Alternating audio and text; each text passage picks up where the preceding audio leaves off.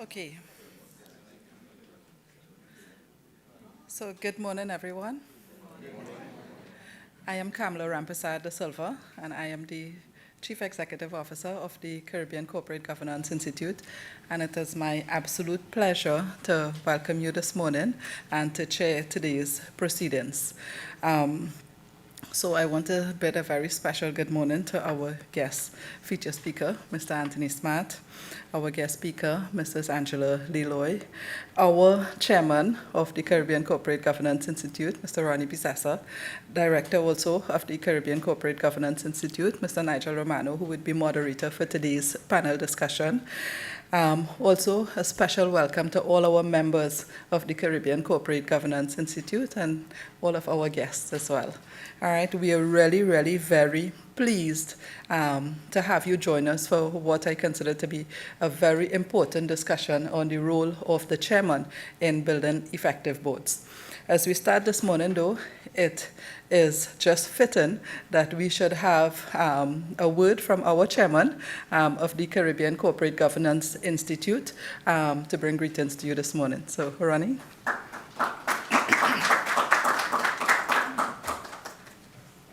Thank you very much, Kamala. On behalf of the CCGI or the Institute, I wish to offer our gracious welcome to each and every one of you and to thank you so much for giving up your Saturday mornings for us and in the spirit of corporate governance best practice. The CCGI is a not-for-profit foundation which was established in 2011. Both Nigel and I actually are founder directors, and Faye, who will join us later, is also a director. We are a membership organization, and our principal objective is to promote best practice in terms of corporate governance. We also have an educative function by which we offer diplomas and certification courses in terms of corporate governance. And Kamala probably at the end will tell us a little bit more about that later on in this year. The CCGI is and has been doing its work promoting best practice corporate governance. But as part of that, we have also co-authored, together with the Chamber of Industry and Commerce, as well as the Trinidad and Tobago Stock Exchange, and this was in November 2013, our code, our corporate governance code, which has specific relevance to public markets and public companies. But it is and remains the only code that is there and gradually has seeped into the institutional knowledge, and we hope in due course to also prepare codes which would be relevant in relation to the state sector and the private sector as well. And we would call upon you, and each of one of you, to offer your views in relation to that. So I'm not going to say anything more. We have speakers who are very eloquent and very knowledgeable, and I am sure that we will all learn a lot from this morning's proceedings. Thank you so very much again.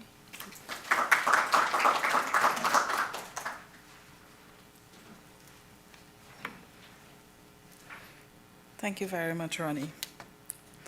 So today's session is in fact a culmination of 2 months of hectic activities for us at the CCGI. I know several of you present here today have attended some of our breakfast sessions, which began in July, in fact. I recognize one of the faces, and yeah, he was here in July for that first session, where we looked at the duties of directors, specifically in relation to the changing legal landscape and the impact of the recent cases on how directors' duties will now be viewed by the courts. We were very pleased over that period. You know, we had a really good turnout. At our last breakfast session here at the Hyatt, we had over 100 people who had been registered for that one, where we looked at the new amendment to the Companies Act, which brings new obligations to owners and beneficial owners of all companies to file information with companies registry. So if any of you were not present here for that seminar, that's new information that's very important for you to be aware of. That includes public sector agencies who are formed under the Companies Act. You also need to ensure that you file those additional documentations, okay? So notwithstanding our small numbers, today's session is also extremely important because when we looked at the recent cases, we saw that in fact it was the chairman, who led several of the decisions that impacted. And what is important for us to keep in mind is that the Privy Council decision made it clear that directors now may be sued after they have demitted office, and this can happen long after the limitation period, which is provided by statute. Okay, that was the decision of the Privy Council last year with respect to the ETEC case.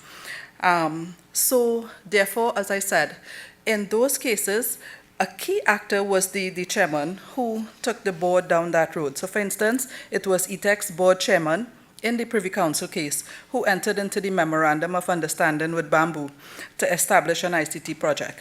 And the board itself ratified the chairman's decision after the fact, okay? It was the chairman at Petrotrin who led the company into the World GTL arrangement, which also led to the $3 billion loss. It was the chairman of UTT who instructed that there be accommodation for 2 persons at their Aripo guest house, offering them UTT rates, although there was no connection to UTT. It was done in the absence of any board resolution as well. All of these were matters that came before the court. Now, it is clear for us that culturally, the way the board treats the chairman, is very separate and distinct from other directors. However, as we know, there is collective responsibility in the boardroom. Okay, so also the fact that there are no statutory duties that are defined for the role of the chairman. So a lot really depends on the individual who occupies that chair. Today's session, therefore, will focus on this role, and we are very happy that we have extremely experienced persons who would be able to share on their own experience and to provide guidance for us so that we will be able to get a lot of insight into really how a chair may effectively lead its board. This, as Ronnie said, is in keeping with our role at CCGI, because it is important for us to help bring these kinds of discussions at the forefront if we wish to improve on corporate governance practices in the region. So, having started way back in 2012, the CCGI has been able to do a tremendous amount. One most important of which, as stated by our chairman, was the creation of the Corporate Governance Code for Trinidad and Tobago. So it's only one code in the region. Jamaica has its own corporate governance code, and so does Guyana. The code by itself, however, clearly has not impacted the quality of governance that we want to see among directors. And therefore, there's need for us to continue to have this discussion and to be able to get feedback from you who are directors in terms of what are the guidelines that would really help impact the quality of decisions that happen in the boardroom. So our vision at CCGI, because we serve directors and investors in the region, is to really be the leading nonprofit professional membership organization that helps bring about effective organization and to help create effective markets in the region. Our mission is to promote world-class transparency and competitiveness for companies in the region, and to promote leading corporate governance practices. We have also engaged in educational programs, as Ronnie have said.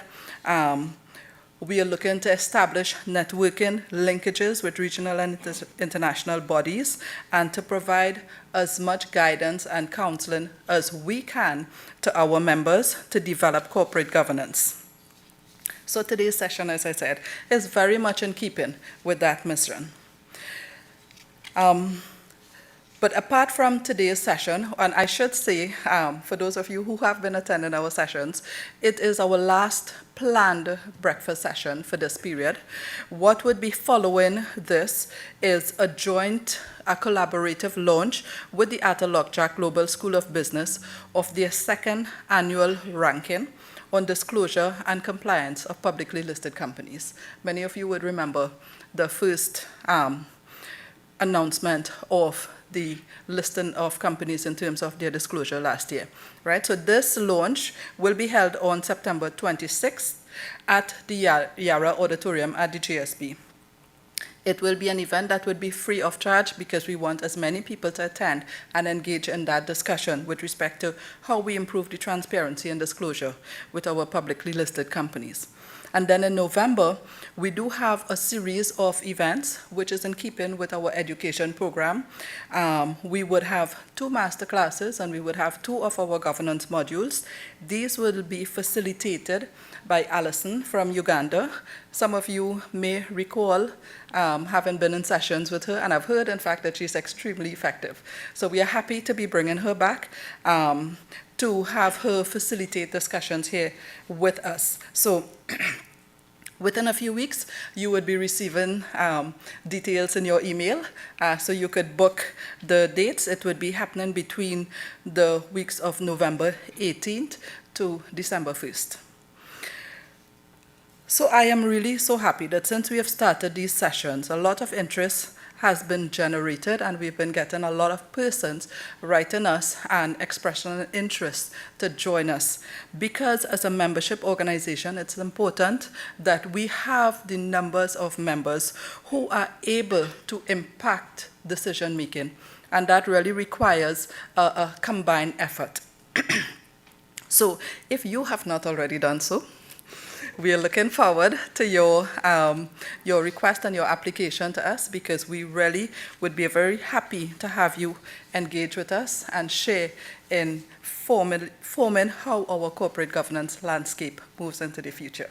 All right, so those are my few words. Or I should also add, you would have seen on your agenda there was to be an address from CTS College. I have to express in Ravi's absence, Ravi Raghunath, who is the chairman of CTS College. They have been so tremendously supportive of the fact that we have needed to begin these discussions. And so they actually facilitated this room for us, which is why we're able to have it, irrespective of our small numbers. So I really want to thank CTS College in their absence, and to ask you to also join with us to help provide similar support, so we can really engage on this on a very ongoing basis. Like every month we should have an activity that really looks at what is happening topically, in the landscape at the time. I am extremely excited about today's session. I can't wait to hear our presenters, and I'm sure you too. So I want to, at this point, invite Angela Lee Loy. Now, you would have received in your agenda a copy of the profiles of our presenters for today, so I will not go into all the details of it, and I hope that's okay with you guys. But Angela really needs no introduction to this audience, and I was really, really very happy and excited when she agreed to come today and share with us in terms of her experience as chairman. And so we would first introduce Angela. I want to invite you to come to the podium and speak to us for a few minutes. Thank you.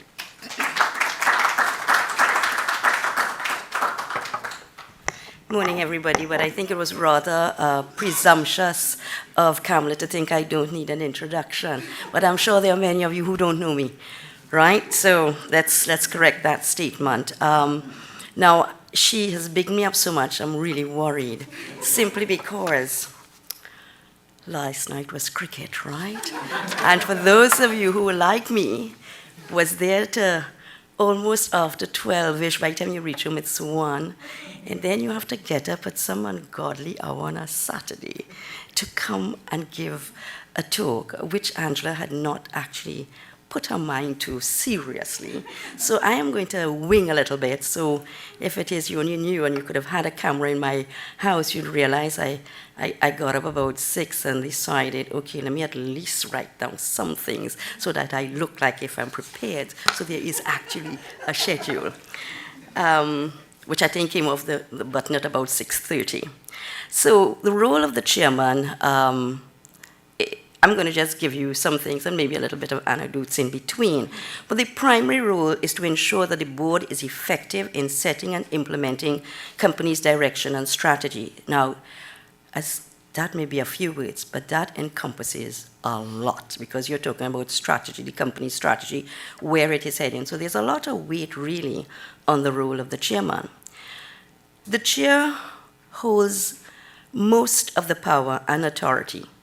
As you very often know, if we had a board with equal numbers and we are equal in the vote, 2 or 4, that chairman has to cast in votes, so he could go or she can go whichever way she wants. So they do have serious power there. They provide leadership to the firm's executive. I mean, if you have a good chairman, the board moves with the chairman, the chairman's persona, and what the chairman wants. So there is a lot really sitting on a chairman. It is a leading representative to the person to present the company's aims and policies to the outside world. So when the chairman is out there making a statement, he really has to seriously think of what he's saying. So for many chairmen, it's good to have a board that can actually look at their chairman's report because, you know, that's what's going out there, and look and see if he's being too wordy, if he may be saying something that may be kind of hard to really prove because we're looking at results. So really the chairman, at the end of the day, it's his words. But I always say in life, the best product is when you have consultation. Don't assume that you have it right. The other thing I would like to say, the chair also has to deal with the annual meetings. And sometimes that could not necessarily be so easy, depending on what has been going on in the company. And the chair has to take the stick, as you would say. Whatever questions coming, very often he has to be able to give the answers and therefore have the knowledge of what's going on in the company.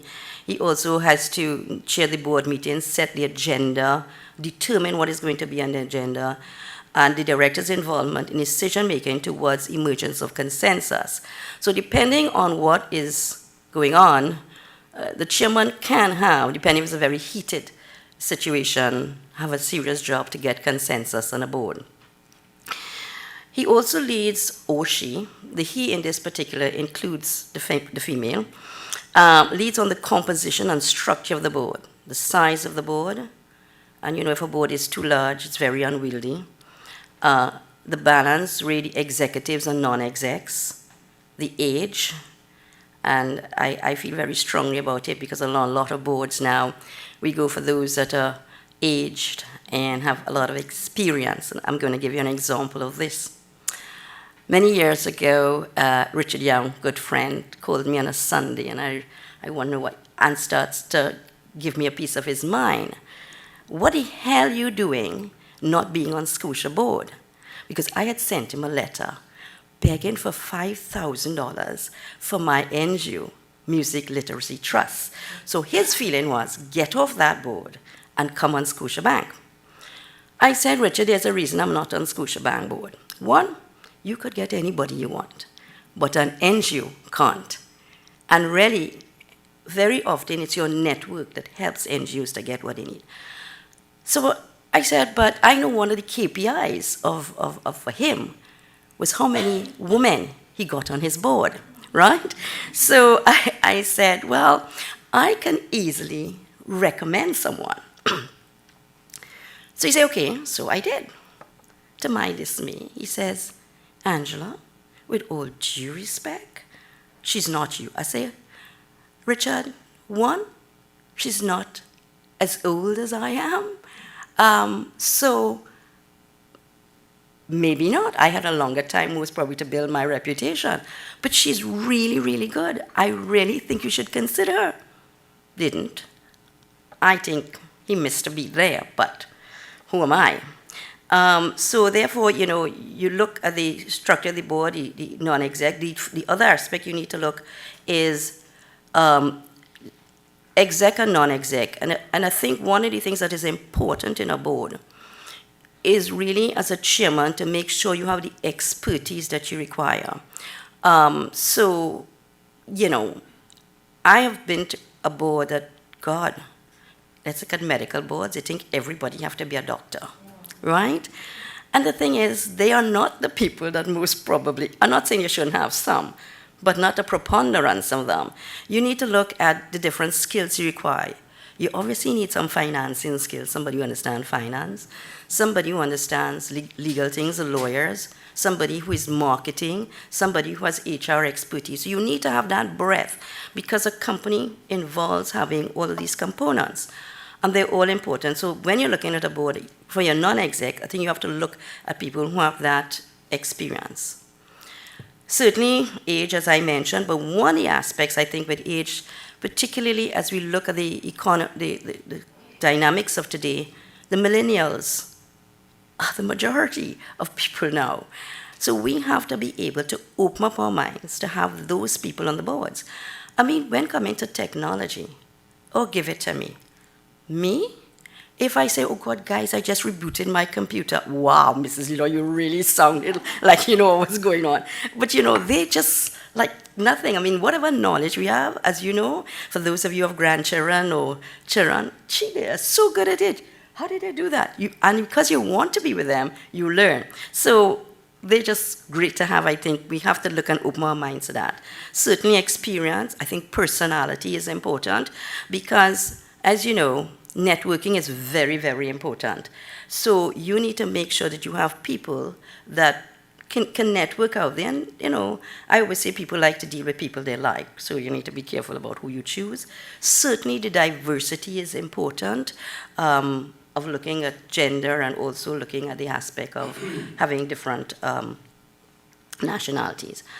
Another important thing is the effective communication the chairman has to have because he's dealing with the shareholders and he's ensuring that the company's duties to shareholders are fulfilled by acting as a link between the board and upper management. So a chairman, to some extent, has to have that interaction with upper management to ensure that they understand how he's thinking and he understands what are the constraints that upper management may have.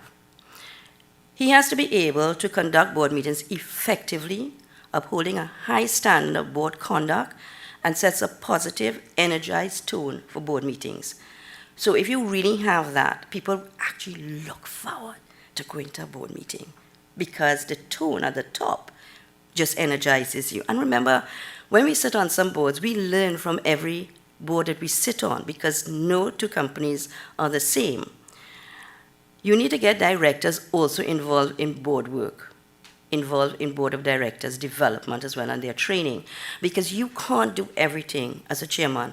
You need to be able to delegate because you have different skills within you to be able to know who or to delegate what. You have to also ensure that the board focuses on key tasks. That's the purpose of a chairman. I mean, you don't want to talk about everything under the sun, right? And really, nobody wants to be in a board meeting that's too long. So if it's very focused, I think it's also making sure you focus on what is key. You need to ensure that the board of directors need to be able to assess them and improve its performance through board self-evaluations. So that, I think, is important, to be able to evaluate your performance. Obviously, there are questionnaires that you need to answer. And it also will go into what you bring to the board or what you bring to the company. And those self-assessments are dealt with through the chairman and maybe another board director who may be in charge of HR or something, so that you as a board member actually improve yourself through assessing yourself, but also being assessed by others of how you have assessed yourself. I find it is a fantastic thing. And just like, gee, I could do better here, and that's important. The other thing that a chairman has to also do is support your managing director. You need to be able to work with him, and he has to also feel comfortable that he can work with you, because that is where you're going to really get the best of both worlds. So in a nutshell, I was given 10 minutes. I don't know if I would drill, but it looks like I on the button. But I thought with all that's going on in Bahamas, and I have been on a WhatsApp, an international WhatsApp that is looking, I mean, we're really doing fabulous work with this Bahamian disaster. But one of the things I picked up was the Bahamian coat of arms says, we need to be forward, upward, onward together. And I thought that was a great thing to look at as a chairman, of moving forward, upward, onward together. So thank you very much for listening to me. Bye.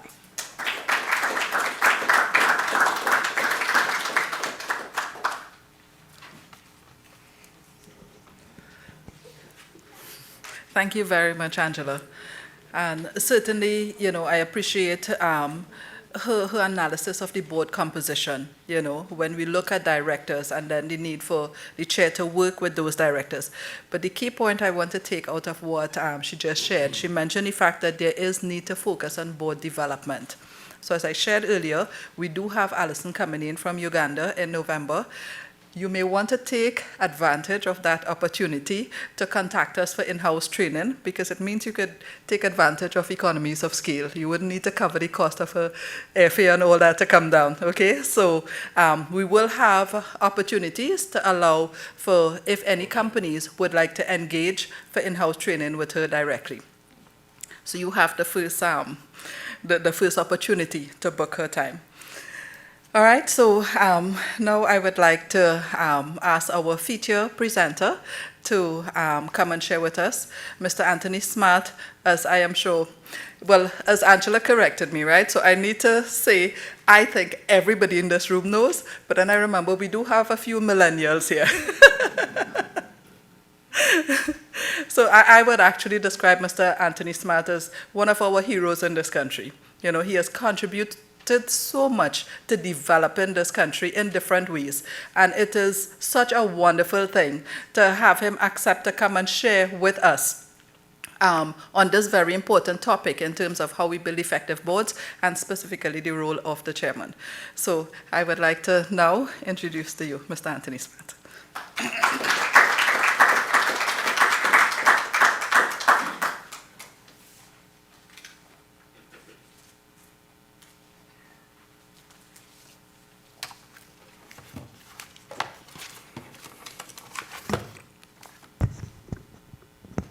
Thank you very much, Kamla.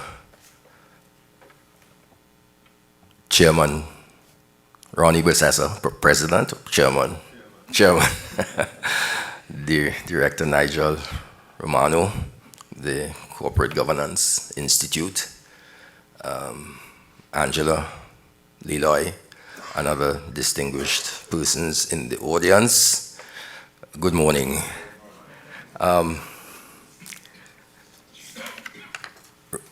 Nigel called me about 10, 12 days ago and asked me if I would come and speak this morning on the role of a chairman. Actually, he sent me an email and took a few days to answer, so much so that he got in touch with my CEO to find out if I was coming. So once my CEO got in touch with me, I immediately indicated that I would be happy to be here this morning.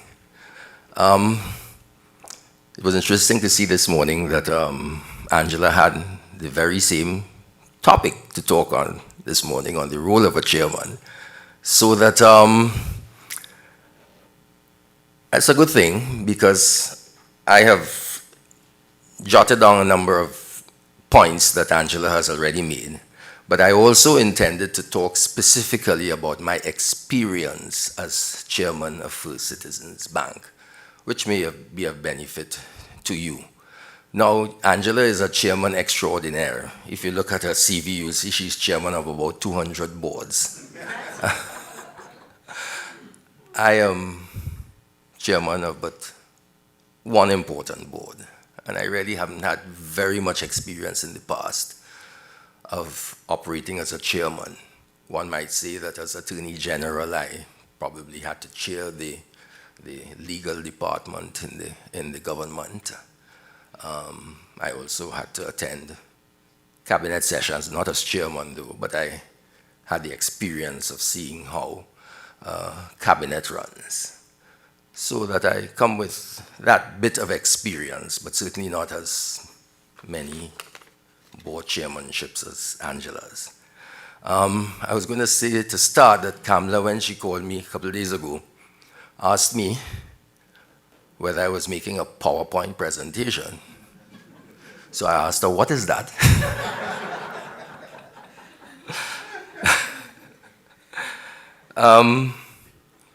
I said no, I would want to make it more conversational, really, because I'm not a banker. Didn't know very much about banking before I became chairman of First Citizens Bank. Still don't know very much about banking. I'm not an expert, I'm not a lecturer. So I'm just an old man with a lot of gray hair. And I think that is important too. I don't know if I have gray matter, but I know you can certainly see from the fact that I haven't had a haircut for a little while that I have a whole lot of gray hair. All my hair is gray. So as I said, we will keep it conversational, if you don't mind. And I have in my notes here what the responsibilities of a chairman include. Of course, Angela has said it's really first of all, to take the chair at annual meetings and special meetings, to chair those, and also board meetings. And the chairman has to manage and provide leadership to the board of directors, acting as a direct liaison between the board and the company's management, through, of course, the chief executive officer. And the chairman has to ensure that the board is effective in the task of setting and implementing the company's direction and strategy, as Angela has said. The chairman has to run the board and sets its agenda, of course, with the assistance of the corporate secretary. An agenda which should be forward-looking and make sure that enough time is allowed for discussion of complex and contentious issues. The chairman also has to ensure that members of the board receive accurate, timely, and clear information to help them reach well-informed and well-considered decisions. He also has to ensure effective communication with shareholders. Now, as a public company, as a financial institution, that is mandatory for the board of a bank, because you have regulations that you have to follow, both at the Securities and Exchange Commission as a public company, and of course the central bank has very stringent regulations for banks in terms of reporting and so on, so that the bank is required to and has to, under penalty of breaches of sanctions and also fines, to meet those requirements of communicating, and on a timely basis also, because you're required to submit these forms and so on, completed forms within certain times and so on. So that Angela made the point about communication with the public and stakeholders and shareholders. I think, in my experience, that is more the function of the managing director. The chairman has to be very careful not to tread on the shoes or on the footsteps of the managing director. The chairman has to give the managing director his space, or her space, so that it's important to understand that function very well. The chairman has to take the lead, using the corporate secretary again as facilitator and providing a suitable induction for new directors. Now, in terms of my own experience, again, the question of who sits on the board is out of the hands of the chairman and the board itself, the First Citizens. First Citizens is a majority-owned company, majority owned by the corporation sole, and it is the corporation sole that appoints the directors of the First Citizens. That's a done deal. So you, as chairman, you have to work with what you get. And maybe I can tell you a little bit about my own experience as how I became chairman of First Citizens and what I had to face as chairman. Well, as most of you would recall, the bank at that point in time was suffering very severe reputational damage as a result of what transpired with the initial public offering of shares to the public. Turned out that the chief risk officer of the bank was accused of being involved in insider trading in terms of the shares that were offered to the staff of the bank and so on. And he used that opportunity to purchase a great number of shares, and it created a tremendous uproar in the public domain. So much so that the corporation sold at the time, Minister of Finance, fired the entire board of First Citizens Bank.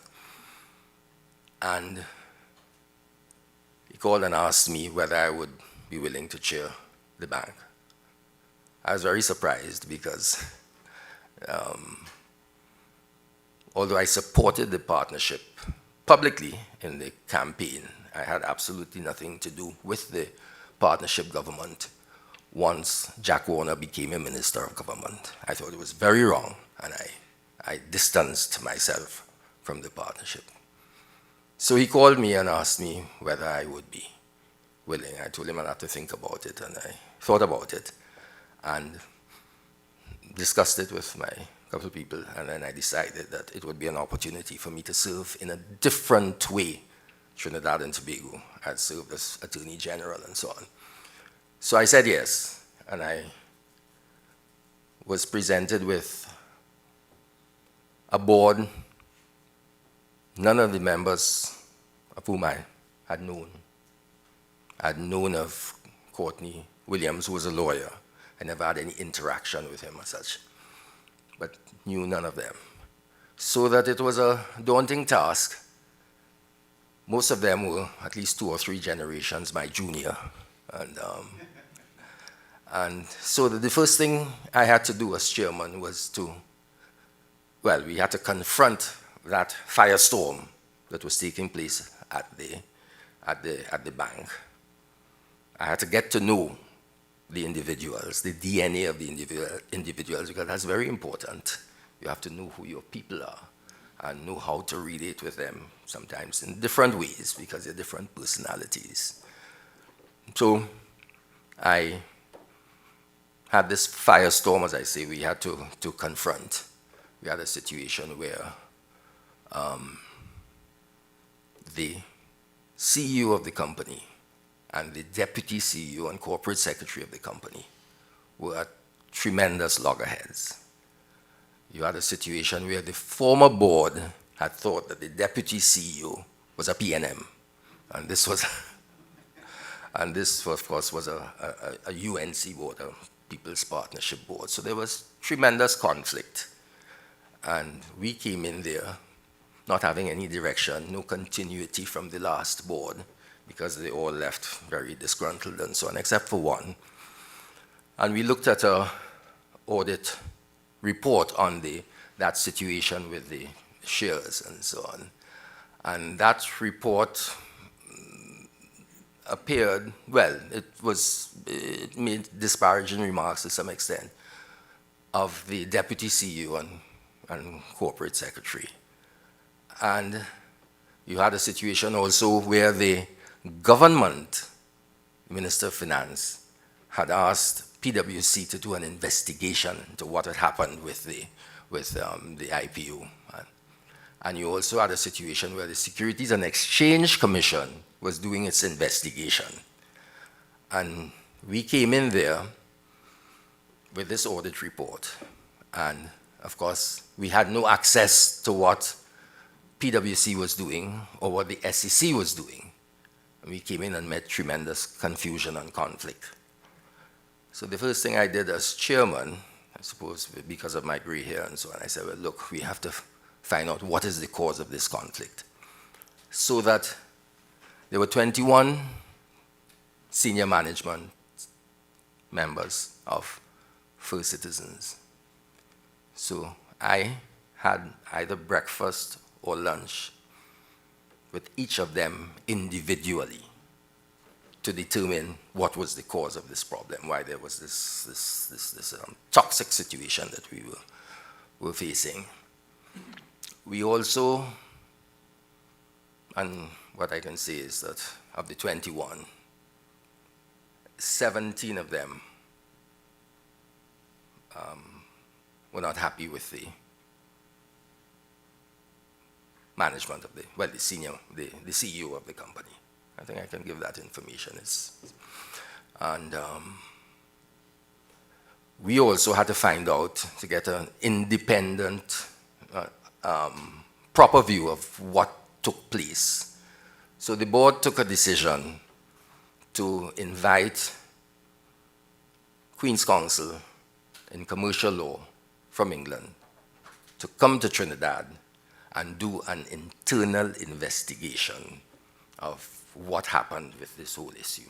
As I said, we had no information, and we had a skewed audit report and so on. And he came and spent 3 days quickly interviewing various members of staff, the CEO, the deputy CEO, and various other persons and so on. And he provided us with a report. And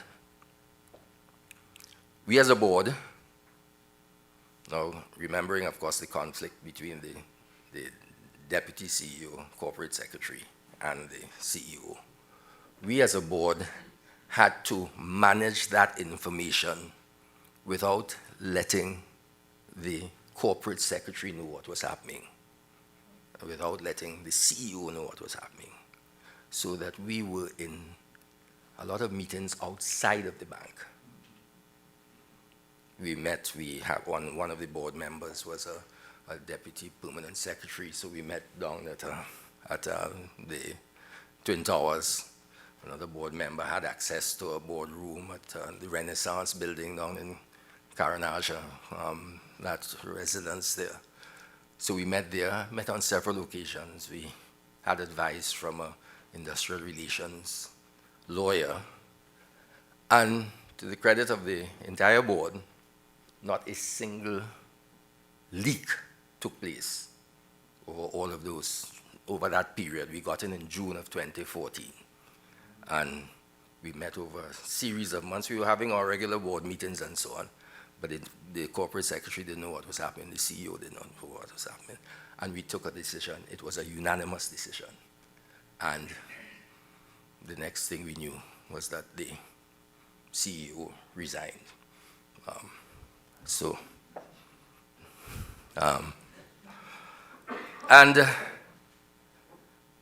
The fortunate again for the bank and for the country,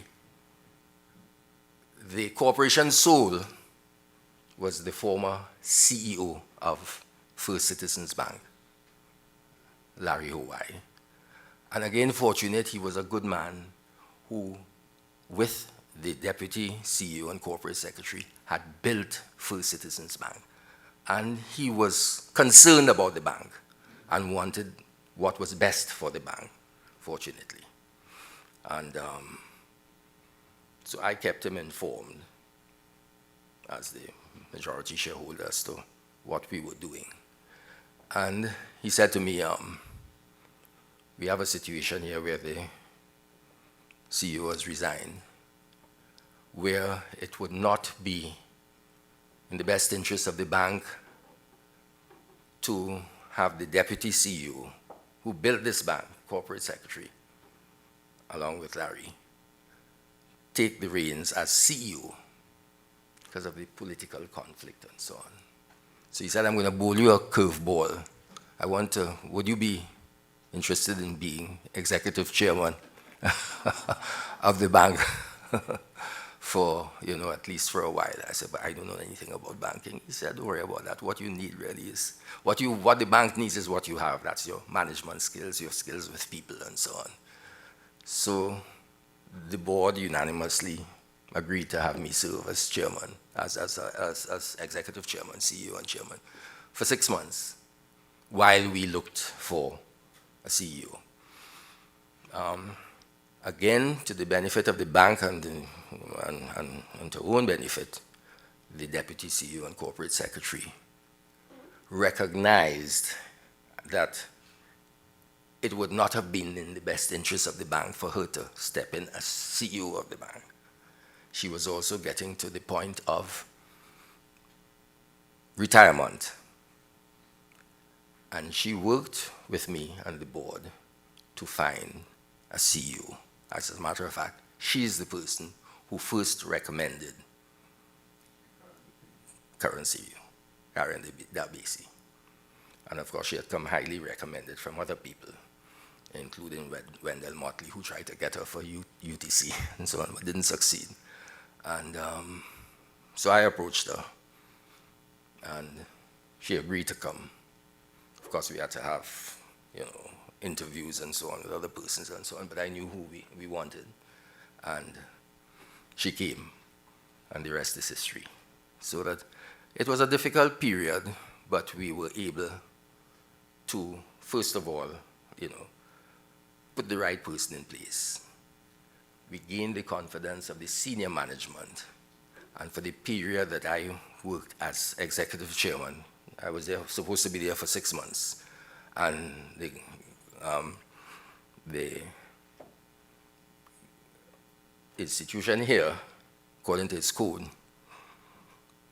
did not recommend an executive chairman, except in exceptional circumstances. That, well, we thought that those circumstances were exceptional.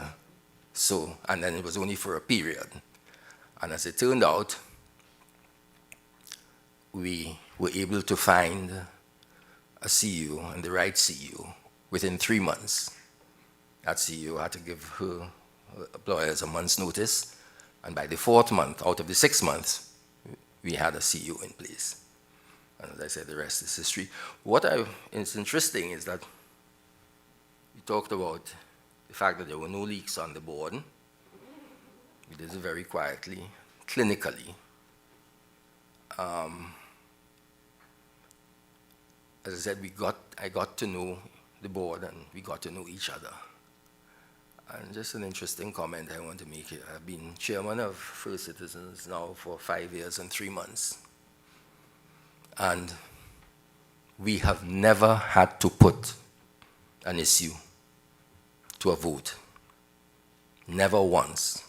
Except on one occasion, I was in Australia, and I missed that board meeting. There was an issue, and it went, and the majority ruled. But once I have been there, we have never once had to. We've always operated on the basis of consensus. Talk and talk and talk.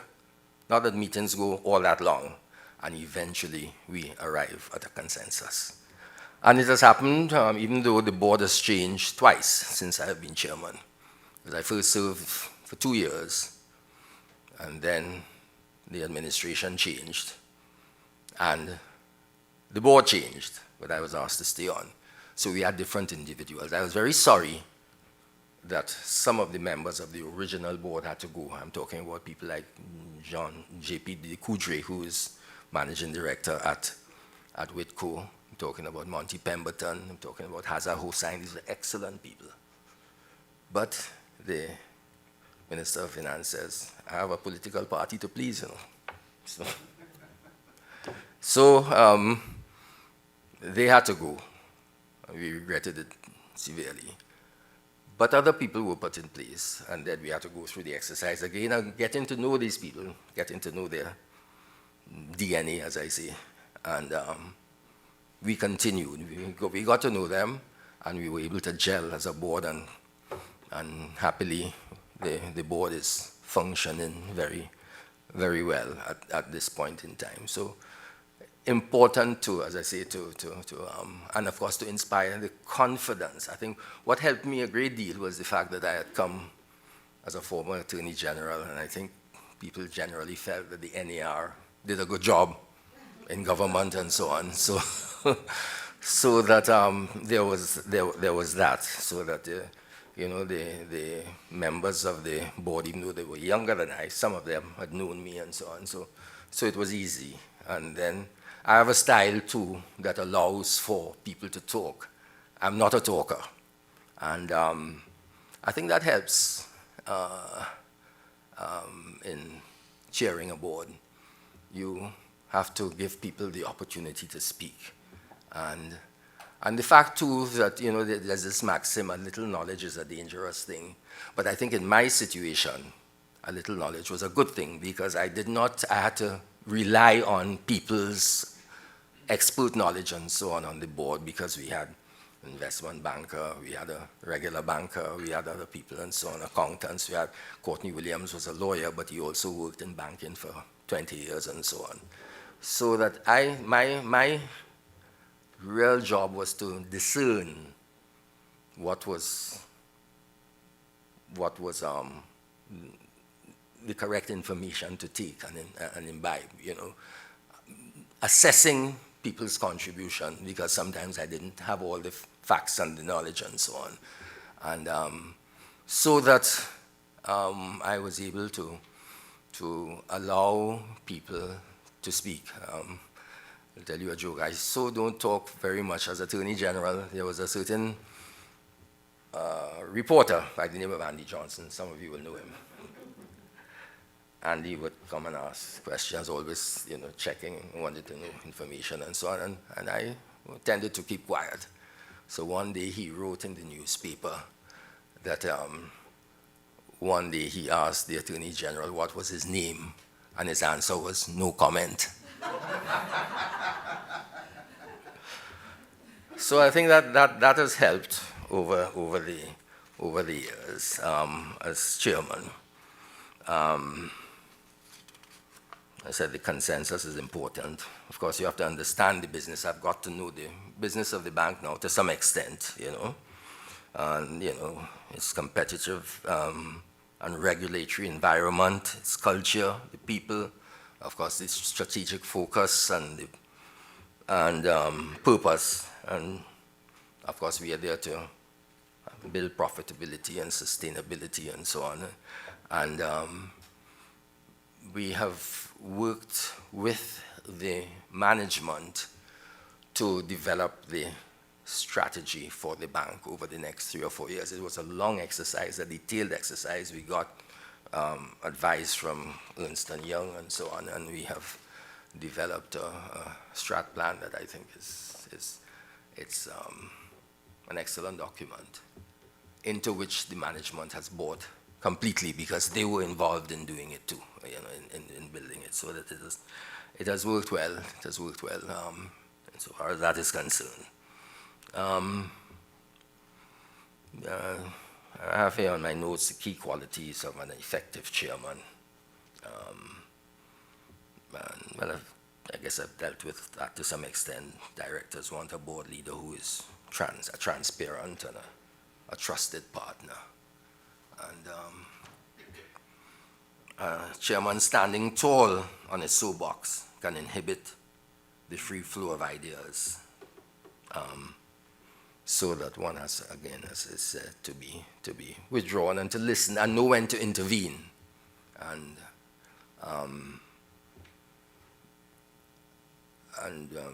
you know, when to bring discussion to an end and try and focus people on arriving at a decision. And you have to get to know people also. I remember, as an example, we were in a board meeting and a certain director was talking, and he was making disparaging remarks about gay people, and not knowing that one of the members of the board is gay. So he didn't know that. So I had to call him quietly, of course, because of my having got to know everybody individually and so on, getting information. I had to call him quietly and say, well, look, you know, that's not the way to go. And one of our members is a gay person, and you can't be saying these things about him. He was shocked out of his mind, and he was very embarrassed and very sorry, you know. So that's just again another example of the sort of things that a chairman needs to have in mind.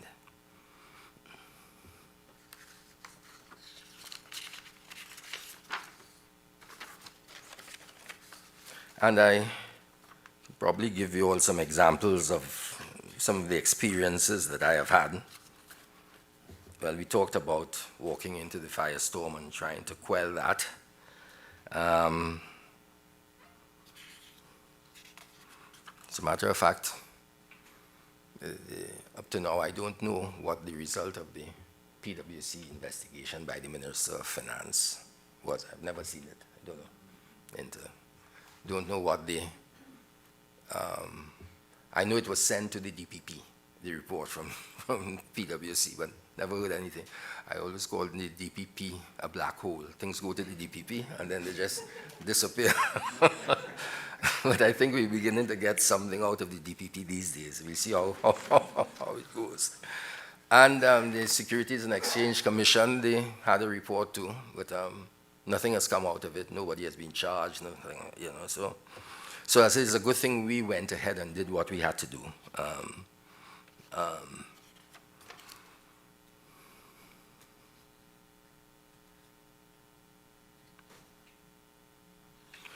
Now, the CEO and the board, what we have done at First Citizens is we have developed a chat room, a WhatsApp chat room for the directors, and I think that is very, very, very essential. Because we had an experience a couple of years ago where there was a break-in at one of the banks, one of the branches, and it hit the newspapers before the directors knew. And I think the directors got upset that, yeah, this information has happened and they didn't know. So I had known, but we didn't get around to letting everybody know. And I suppose, you know, people felt their feathers were ruffled and they were disregarded and so on. So we had to make amends and so on. And what has happened now is that any kind of information that the CEO thinks is important for the director, she would let me know, and I spread that information on the chat room. So the directors are in touch all the time with what is happening with the bank, and it has worked well. It's very important for the chemistry between the CEO and the chairman of the board to be a good one. Well, of course, it's excellent with myself and Karen because, well, I asked her to come. She agreed to come. She's a wonderful person, and bright in every way. I don't think she ever came second in an exam. And dedicated to her job, and she has the respect of the management and the banking fraternity. So my life is easy. My life has become very easy.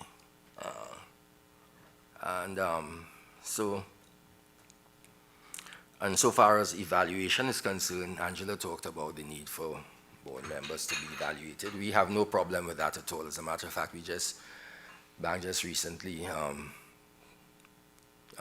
asked a company from Canada to do an evaluation of the members of the board, including the chairman, so that we are not afraid of that. And so that it has worked well. We talked about the agenda for the bank. On the last item on the agenda, the bank's board is the in-camera session. That is a session where the management is asked to leave and just the board members deal with issues that maybe the management need. It may not be propitious for the management to know about at that time. That is an item that I use or try and encourage the board members to use very sparingly, only when it is necessary. The reason being that management would be quick to get suspicious if you ask them to leave a room and you're going to talk about something. They would want to know what is happening. And so that I try, if we have an in-camera session, to let management know as quickly as possible what is happening, so that there's no time for people to speculate and think, well, look, they're going to fire me, or I've done something wrong, and so on. We had one just at our last board meeting. As a matter of fact, I was surprised because one of the board members said to me, after the meeting was coming to an end, board member said, I would like to have an in-camera session. I didn't know what it was about. I was a little taken aback because I like to know beforehand. And so it turned out that the head of the HR committee on the board was concerned that the deputy CEO, who is at the board meetings, administration, was getting a lot of stick from the union because the bank is in the course of negotiations at this point in time and so on. And they have post things on the internet with them with horns and so on and so on. But that's all par for the course with these negotiations going on and so on. And so she really wanted us to, the rest of the board, to know what was happening and to sort of shore up his confidence. So I realized when people spoke and so on, and I know that he's a person who can handle himself. So immediately after it was over, the management came back into the room, and I told them immediately, I said, well, this is what this thing is about, and so on, and I want you to know that the board, you have the full confidence of the board to proceed with what you're doing, and so on, and so on. You can call his name is Sterling Frost, Professor Dr. Sterling Frost, who's doing a wonderful job at the bank. Some people might figure that he's a little too precise and so on in the way that he operates, but we think he's doing a great job. And so that is my view insofar as these in-camera sessions are concerned. They're important, but this, I think they should be used sparingly. I'm chairman of the bank in Barbados. First Citizens has a bank in Barbados, and we had an in-camera session there again recently, but that had to do with compensation for the CEO.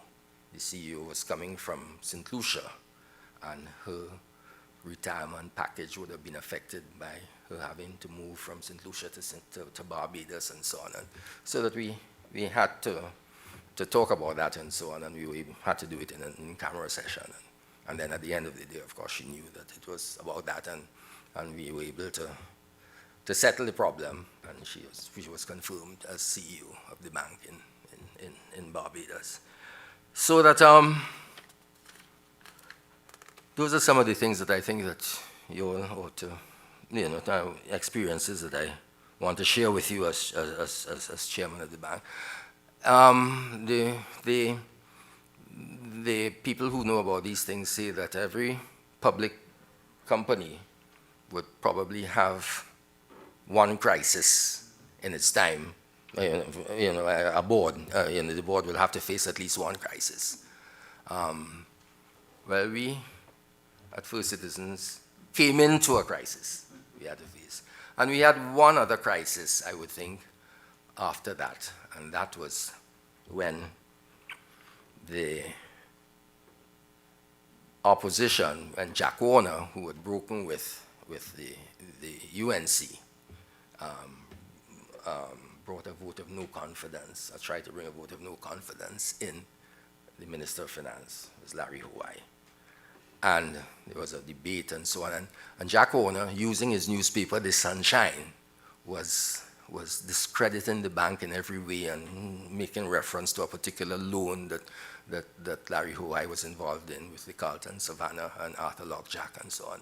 And it was all over the newspapers, and we were also getting, it seemed as though some people were, at the time, before Karen came in, some people were leaking information to the newspaper for their own purposes and so on from within the bank. So that was a crisis, and we had to make a determination as to whether we would bring action against the Sunshine newspaper. So we had a couple of meetings. We invited Russell Martino, senior counsel, to sit with us and to discuss it. And at the end of the day, we decided that, well, we would leave it alone and see how it develops and so on. And it went away. The problem went away. That was the only other crisis that we really have had as a board for Citizens. So that life has been good, and we leave the management to manage. I know that in some boards in Trinidad and Tobago, particularly the government boards and so on, board members like to get tickets for fets, all-inclusive fets. Small thing, but for some people it's a big thing. And you know what happened at NGC with, when they decided to, do other things other than gas and so on. And we have a particular board member who likes fets and wants to get these tickets and so on. We have left that severely to the management to decide. I said, no, the board is not getting involved in that. That's a management decision. Let them decide. If they want to give us tickets, give us. If they don't, and so on. Fortunately, the management is prudent, and they know that board members would be interested, and they pay deference to the board members and so on, and they offer tickets from. A simple thing like that can be a big thing, and cause problems. So that all in all, I would say that we have moved along well, and of course, it's demonstrated by the fact that the bank has shown continuous growth in profits over the years, and it's not due only to the board and management that I have been part of. We must remember to pay tribute to Larry Hawaii and Sharon Christopher for building that bank. And it is fortunate that we came in at the time, because Sharon Christopher could have left in disgrace, justifiably so. So she has left, retired, with her reputation intact, and I am very happy about that. So that I hope I have given you some insight into the kinds of issues we have had to deal with. I may have forgotten a few. I'm trying to look at my notes and see whether there's anything else that I may have left out. I don't think so. And I wish, therefore, to thank you all for listening, and I hope you have enjoyed what I've had to say. Thank you very much.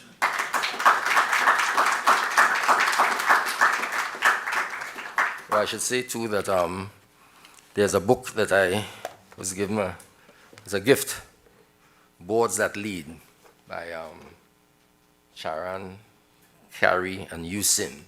Actually, it was given to me by Holik Rajkumar when I became chairman of the bank. It is published by these three guys at Harvard Press 2014.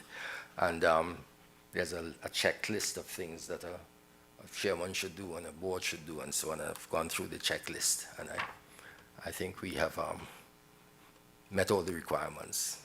We've also met the requirements, I think, of the corporate governance code in our annual reporting. We pay particular attention to that. We even, in our annual reports, have a roll call for how many meetings the directors have attended and so on. I think that helps, because people know it's going to be made public and they come to the meetings. So thank you very much.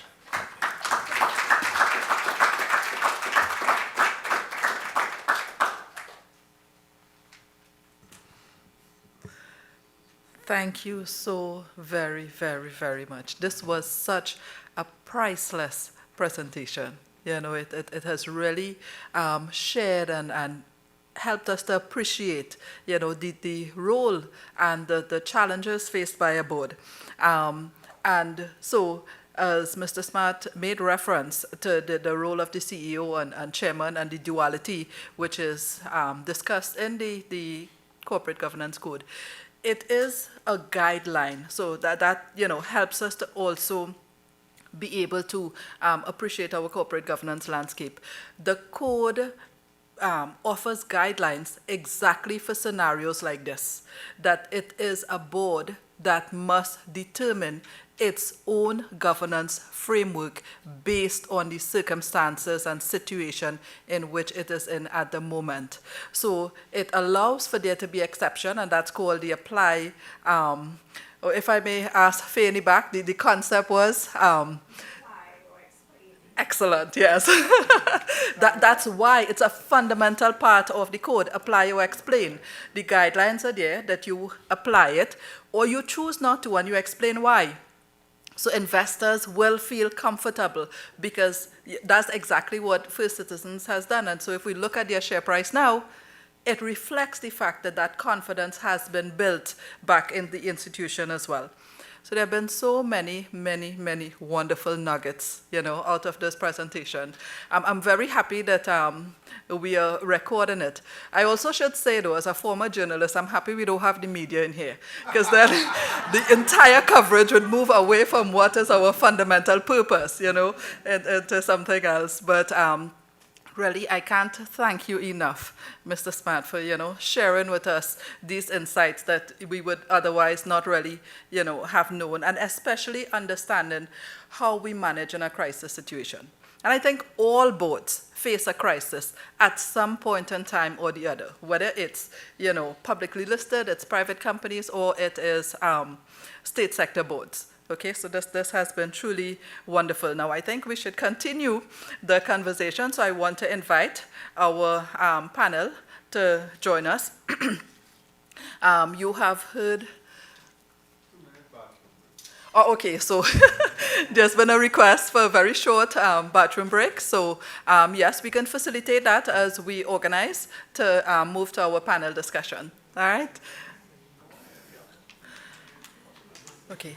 Thank you all very much. So at this point, I'll just hand over to Nigel Romano, who is one of our directors, who will take over as moderator for today's panel discussion.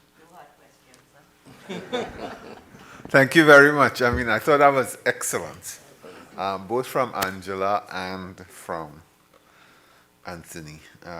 Thank you very much for agreeing to do this. You exceeded all my expectations, and I hope you exceeded those of the audience as well. So you mentioned a few things that I want to drill down on, and I think we should get some good discussions. And after this, we're gonna ask you to shoot some questions at the panel.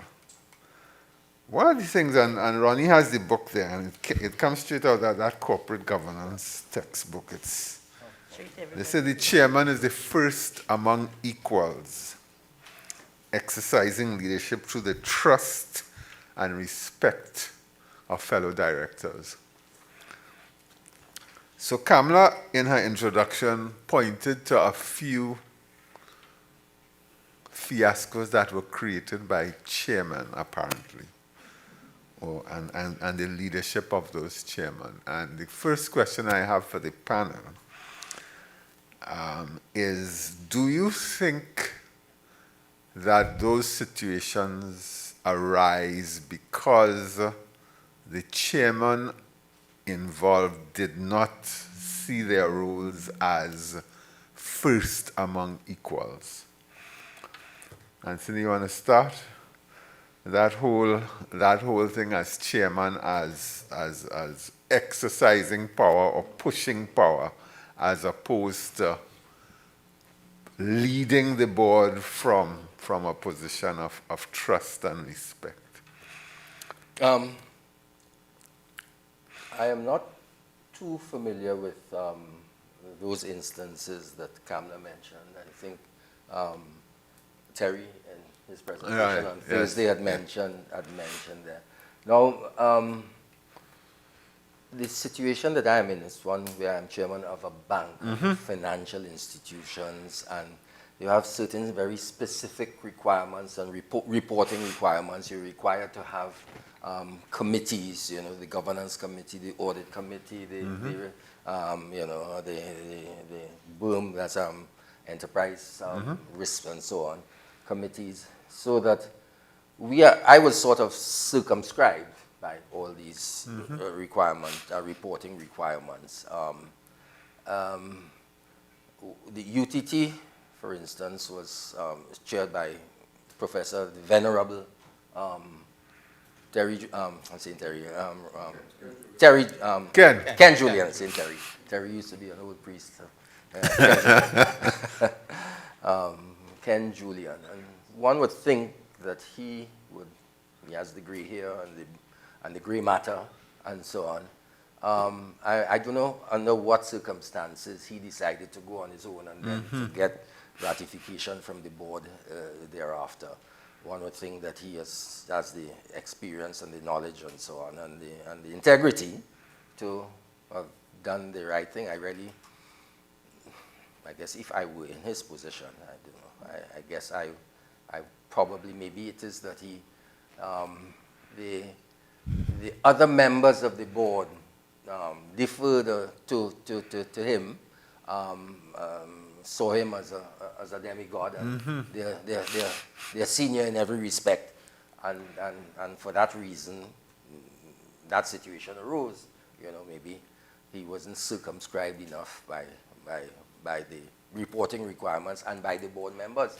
My board members, as I said, a lot of them are experts, so that they know more than I do in certain areas. Marketing, law when it comes to commercial law and so on, banking law, banking itself, investment. You know, these experts, and I think the government did well to choose these persons as members of the board. They're independent people, so that they wouldn't let me get away with that anyway. And I wouldn't be inclined, because as I say, I'm not too much of a pusher and a talker and a doer. Well, maybe not. I shouldn't say I'm not a doer, but I was circumscribed. So I like that word circumscribed, because and you speak to a very highly regulated industry, which I spent most of my life in. So I understand the need for working within the framework of the regulatory environment, etc. So the question is, and anyone can choose to answer, should chairmen see themselves as circumscribed, working within a framework that is focused on the best interests of the company? Nigel, if I could just relate to the question you asked originally, that I think the problems that Kamala identified, which in fact are problems which came by way of case law. In other words, claims were filed for breaches of fiduciary duties generally long after. Those problems are not likely to happen in a company that is well run, where the directors are aware of their responsibilities. In all of those instances, there were 4 of them mentioned by Kamala, and the cases are public documents. It appears that the genesis of the idea, which was taken by the board, was the chairs. But we all know that in well-run companies, that chairs do not make decisions. Boards do. And it seems to me that the fact that the impugned decision was attacked principally because it was the chair, and either it was not supported in the minutes, speaks to the fact that in many respects, chairs ought not to neglect one of their principal rules, which is to ensure that the draft minutes properly reflect the decision-making process. I'm not saying that one should be overly inventive and to create minutes, but equally, one ought not to be slavish to the discussions. And if it is that in your draft minutes a decision is made, I think you have an obligation to ensure that it is supported by proper advice, by information or material that is reliable, and that you can defend down the road. And boards are not required to be forecasters of what is going to happen at its highest.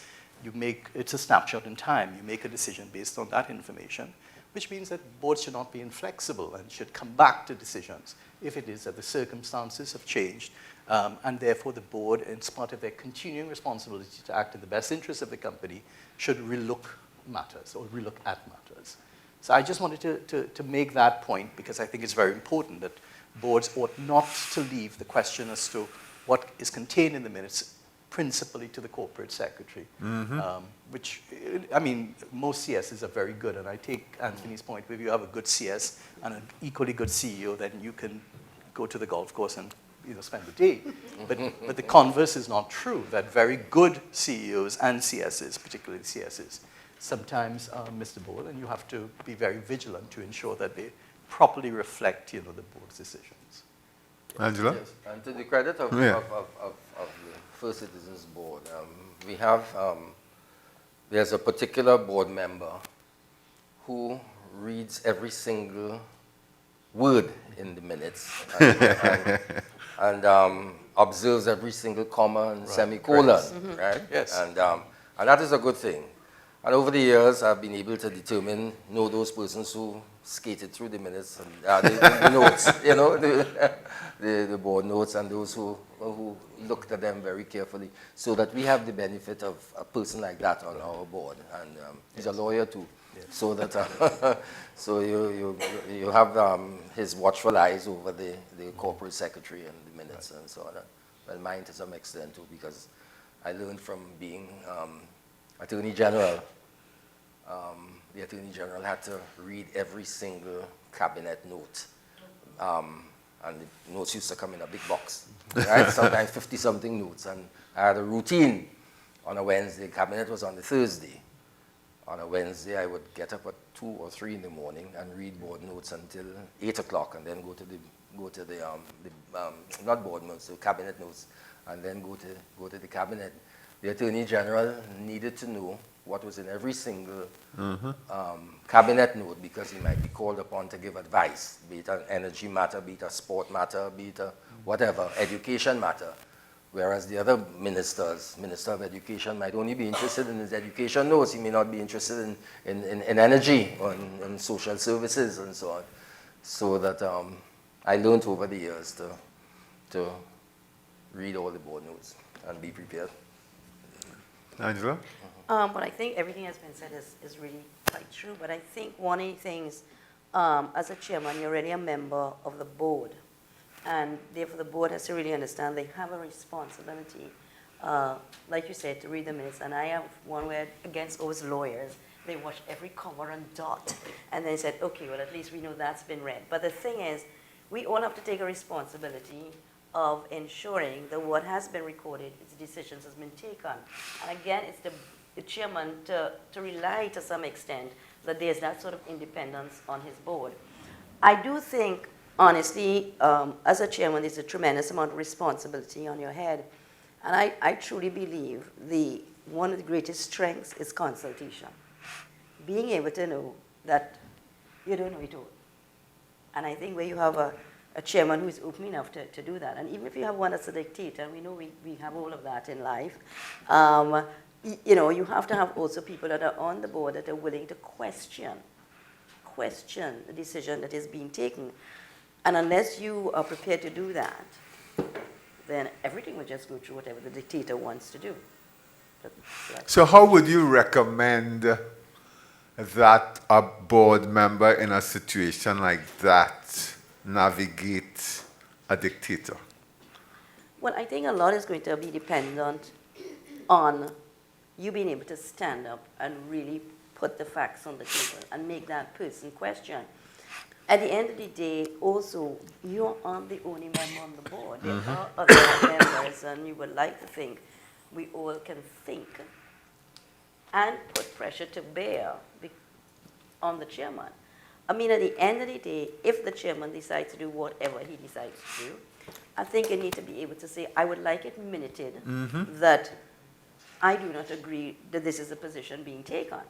So at least there is a record of the position that has been taken to guide the chairman. I think we discussed it at the session we had, one of the sessions we had, that in fact the board member should insist that his dissension or disagreement be recorded, because if not,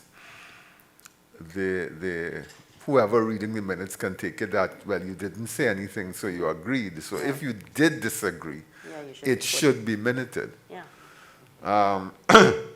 The other question I have is, for a chairman like Anthony, who is humble and wants to ensure that every board member is engaged, how do you engage a board member who is too silent or too reticent, or heaven forbid, too respectful?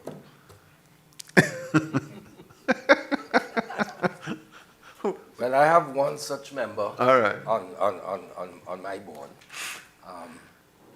But it turns out that member has other value that outside of the boardroom that we call upon to help us with. So that if a person is a quiet person, I leave them alone. You know,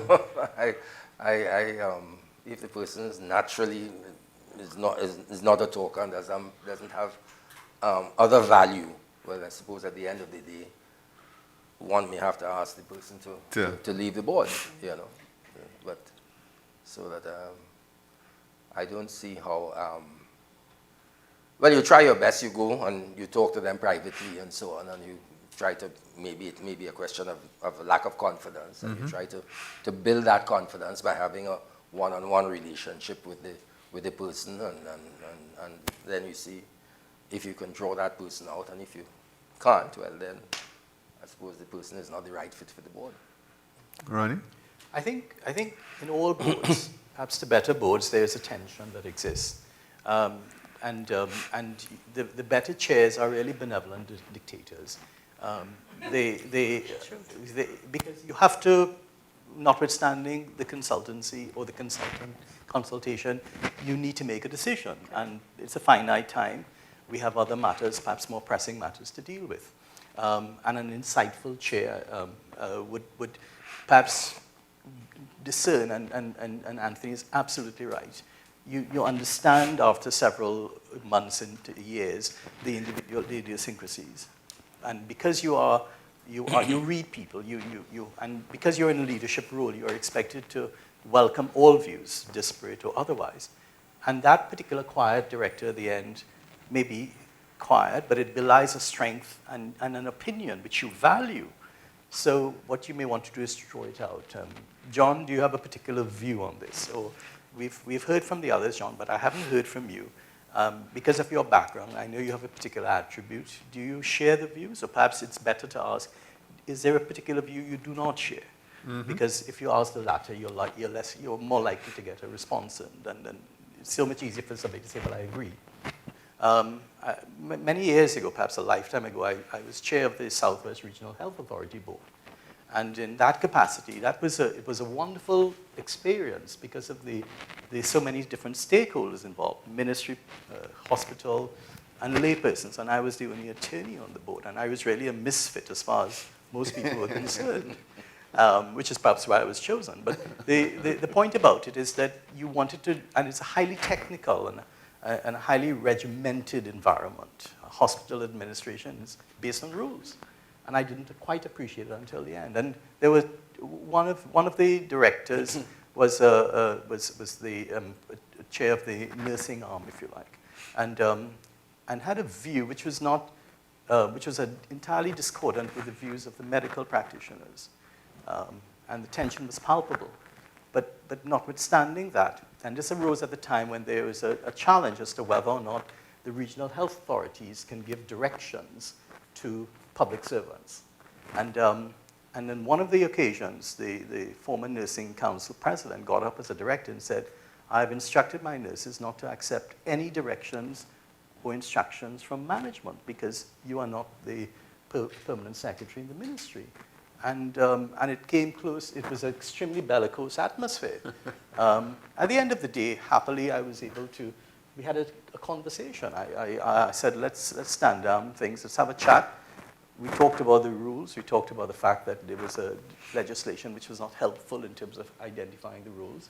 But we all agreed on one thing, which is that we wanted to do what is in the best interest of the health constituents of the 500 people served by the Southwest Regional Health Authority.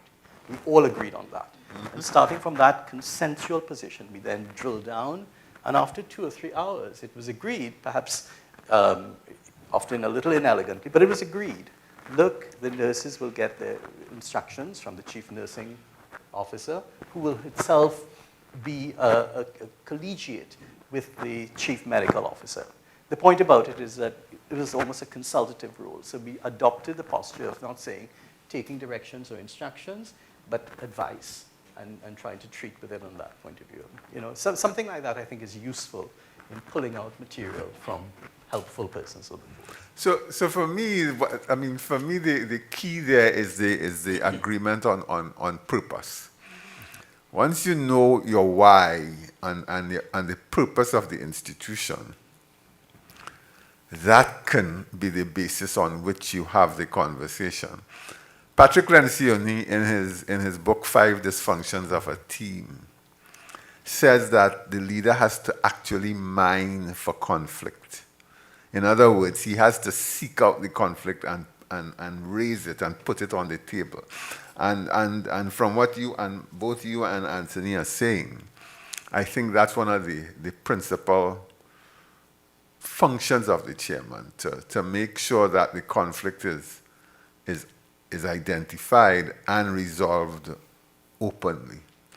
Angela, you and all your experience, where do you stand on that? Well, Do you agree? Yes, and sometimes silence is golden, huh?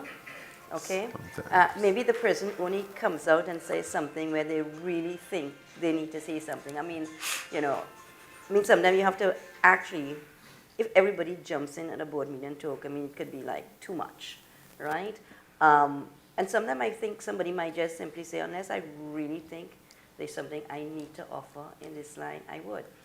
Because I could give an example. There was a situation where it was going on and a presentation was going on, and I personally felt it's better not to interject, because you will impact the flow. Because sometimes when everybody listens to something, it's then you have the total picture to be really able to ask the questions. So I asked the questions at the end, so I'm silent all through, and people are sort of like trying to interject. But at the end of it, I then came on, and I said, these are the three things I really think are important. Of course, you have a lawyer on the other side says, hey, I know what Andre's talking about. That's a good idea. Now, at the end of it, they then said, you know something, you earn your fees. I said, yeah, I got paid already, so I don't know what you're talking about. But the thing is, it's not about talking all the time. It's something you just really need to listen and be quiet to get the full picture. There is talking and talking. Right. So you can talk with your mouth, or you can talk with your face, or you can talk with your shoulders, or you can talk with your brows. Yes. And for me, it's important to read all the languages in a room. Body language. So the next question I would have, and Ronnie alluded to it, and Anthony alluded to it. Ronnie says he's a lawyer, he knows nothing about medicine. But we have a lot of lawyers here. Yeah. Anthony's a lawyer and he knows nothing about banking. So should the chairman have all the answers or the questions? And how do you make sure you're asking the right questions? Well, I think if I were to just go back at the situation when I was appointed the chair of the NAC, Of what? the National AIDS Coordinating Committee, right? And I'm saying to myself, God, what do I know about this? Absolutely nothing. No, I didn't. But having said that, I really didn't know anything, right? And I remember my husband saying, what are you doing, Rita? I said, well, I've been appointed chair of the NAC, and I would look really stupid if somebody came up to me from a radio station or something and asked me something, and I knew nothing, okay? So at least I had to have some knowledge to sound reasonably intelligent. But however, in chairing that, I am not the expert, so I had a very good technical director, and and so I had very good people. And really, you kind of rely on them to really put you in the know about things that you need to know. Other than that, I think most chairmen have good judgment. Hopefully, we're all reasonably intelligent. So you're able to crib from that. You don't have to be the expert because, as you said, you're not a banker, but you're managing a bank. I'm not an expert in many. Yeah, sorry, chairing a bank. Sorry, chairman. But the thing is, many of us are in industries or chairmen of things that we're not the experts in. We have to rely on the experts. But I think what you're doing is bringing those other qualities that you need, the ability to get people to work together, the ability to have the confidence of people, the trust. I think those are really the important qualities that you need to have to chair an organization. One of the things that I think Steve Jobs always says, he says, stay hungry, stay stupid.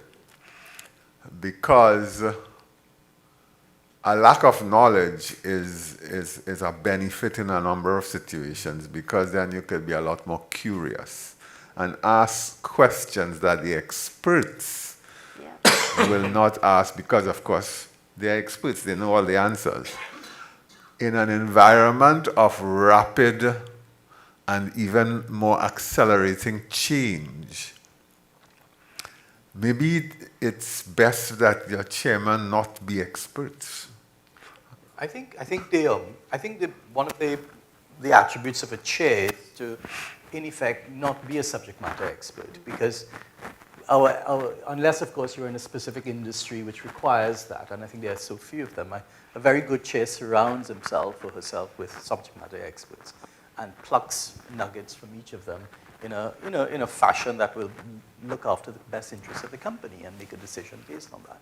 I think, therefore, it is also very dangerous, if you are a subject matter expert, to assume not only that you are correct, but that because you are so deeply embedded in the company, that you can offer a separate, independent, dispassionate view. Just because you're a lawyer and a legal issue come up or a regulatory issue come up, as a lawyer, I seldom ever express a view. I'm not paid to do that.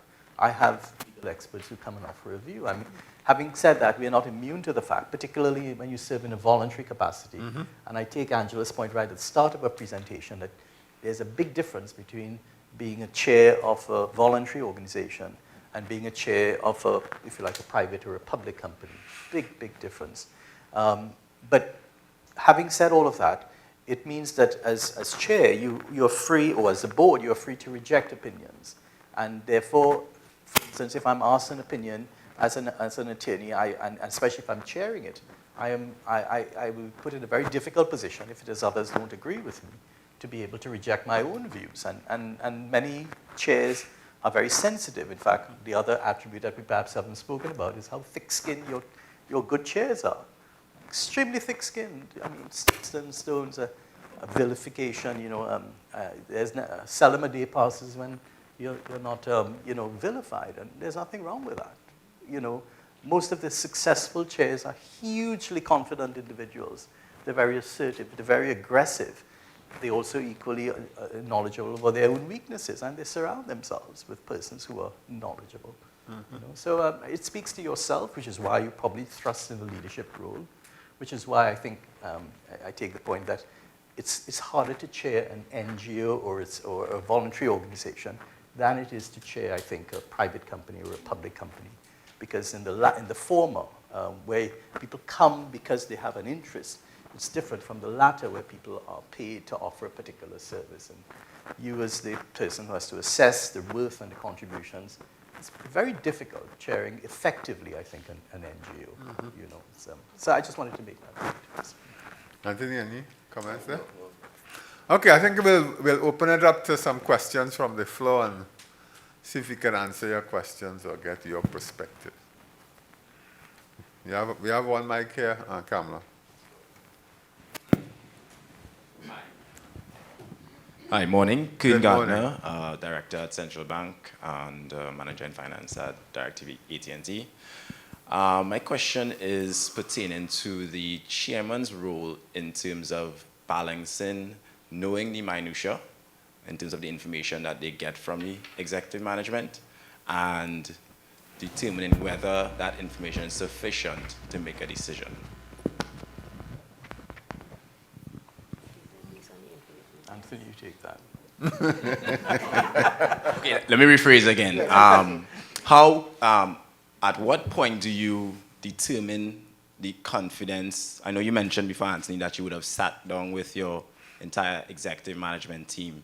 But also that's coming from a standpoint of a crisis. There are a lot of chairmen who come into a situation where there's no crisis, so the knowledge of the executive team is not on the table as you may have gone through. So at what point do you determine you need to know the minutiae, or do you stay on the macro surface in terms of the information that you receive from your executive team? Well, I think that this is where the expertise of the other members of the board would come in. Now, it might be a matter of, let's say, a human resources matter that is placed before the board. The chairman may not have the knowledge, information, and so on in order to assess whether the information coming is correct. But the chairman would then rely on the person on the board with that kind of expertise. And it happens to me a lot of times, with investment matters. I like to get personal and so on. There's a member of the board by the name of Ian Ryan, who is very well-schooled and expert in investment matters and so on, and rights and so on. So I rely on him very heavily because he has the knowledge and he has the expertise and so on. So that I would look at his reaction, I would hear what he says, and I would make my own assessment, and then we make a decision. So to answer the question, you personally as chairman may not have the information, but hopefully you will have on the board somebody who might be able to assist you, and then of course you make a collective decision, come to a consensus. As I said, we have always come to a consensus at the end of the day, and it seems as though we've not done too badly because the bank is doing well. If I may just add to that, I think before a board meeting is held, you normally get your board papers. And of course, very often on the board, there's different skills, similar to what Anthony is saying.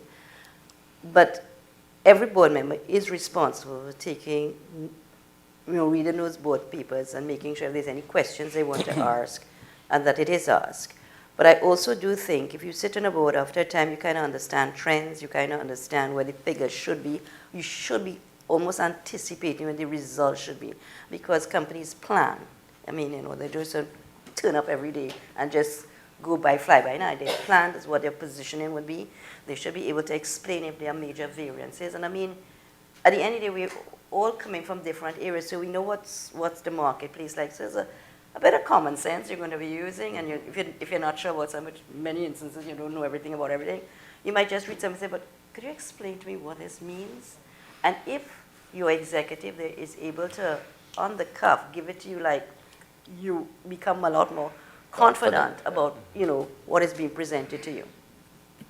So for me, it's, I don't like the word minutia because I don't think a board needs to get into any minutia. There's going to be a strategic direction. There are going to be strategic initiatives. You're going to execute against those initiatives, and there are going to be key performance indicators that you're tracking. And as Angela said, the board reporting, the CEO's report, etc., should give you the information you need to assess whether the organization is on track to deliver on its strategic initiatives and therefore its strategic objectives.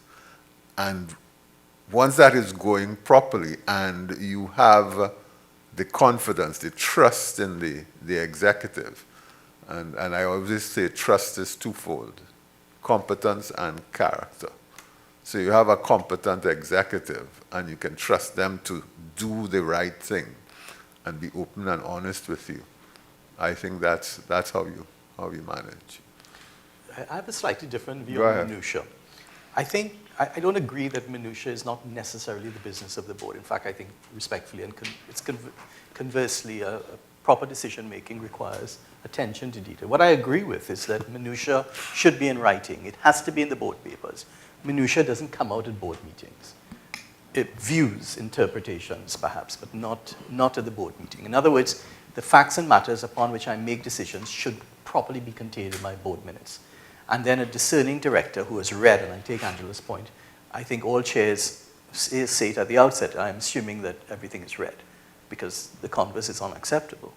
But notwithstanding that, I think a discerning director should make an inquiry at a board meeting and adopt a posture that is inquiring without being suspicious. Along the lines, for instance, of Chair, I've read the board paper. I do not, however, accept the views of executive management in relation to this, and I would require some clarification or support for that particular view. And then it's a question of whether or not that view is supported by other directors. My view is that a director who has a particular pushback, if you like, ought to see if there any support for that from the other directors. If he or she is in the minority, then I think unless you can persuade your chair that it's something worth raising at the board meeting, you should perhaps hold it on to yourself.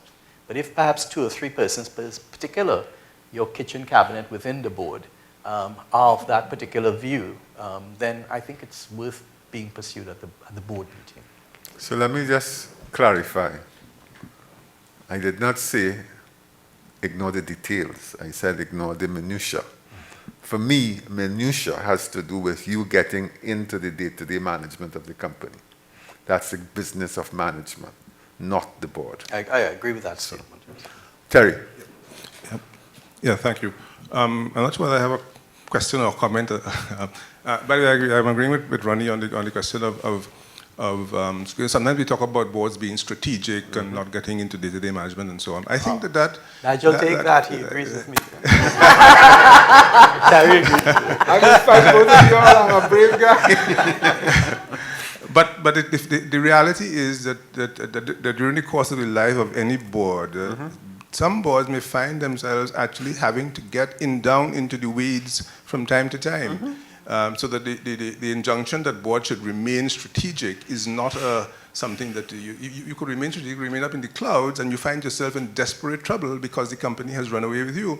So there are times when board members, the chairman has to get down into the weeds, get down into the details, get down into what is going on in the organization, fix it, and then come back up to that level. Right? But the other point I would make is a more general point about which is a word I use all the time, which I think is very important, the question of culture. That we have a national culture in this country that about how people lead.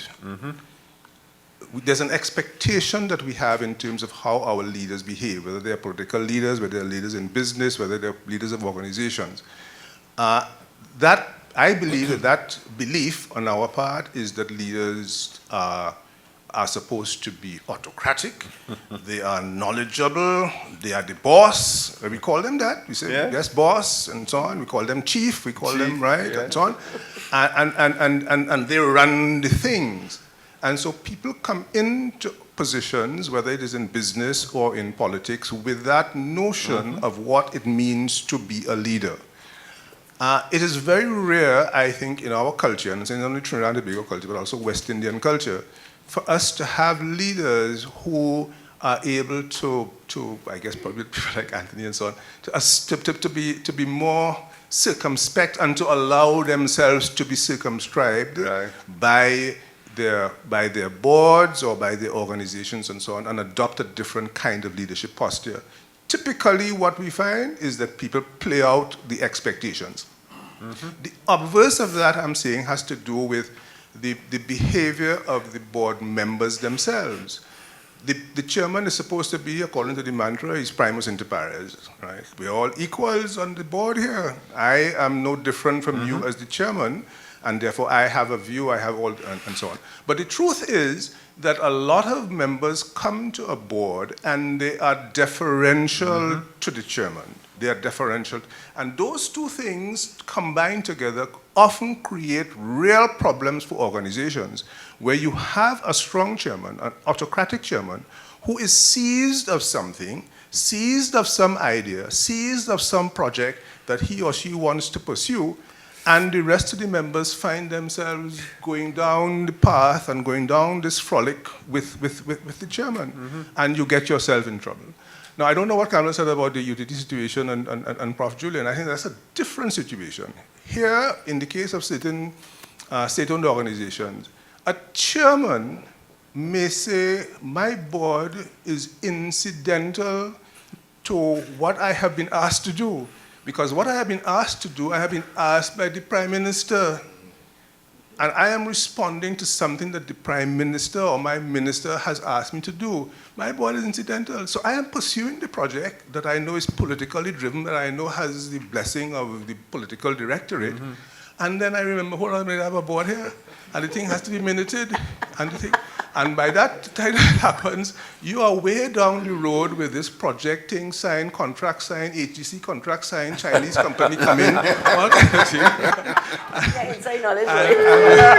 And you are way down the road with the thing. So what I'm thinking, the point I'm making is about this question about culture. The culture that we have as a country comes into the boardroom. We don't leave our culture at the door. Employees don't leave the culture. The board members don't leave their culture. But the things that the principles of corporate governance that we are advocating assume a certain kind of culture, a certain set of values and attitudes and so on. We talk about the idea of having constructive conflict at the level of the board, right? Our approach to conflict within our culture is not very helpful, you know.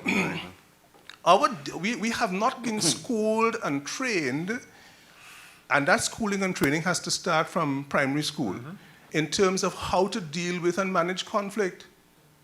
Right? What we grow up with is situations in which conflict becomes or can escalate into bacchanal and confusion and violence. And gets personal. And it becomes very personal, so that people don't put issues on the table and say, let's debate those issues. And it's not about you, it's not about Nigel, it's not about Anthony, it's not about Angela. It's about what this issue, and I have a different position from you on this issue, and so on. Yeah. And we are not accustomed to debating and discussing in that way. Right. And so therefore, one of the things in terms of how then does a board and how does a chairman of a board, given our culture, create a different culture within our kinds of environments. I think that's the challenge that the chairman of boards in Trinidad and Tobago and in the Caribbean have. Yeah. No, I agree 100%. Any response to?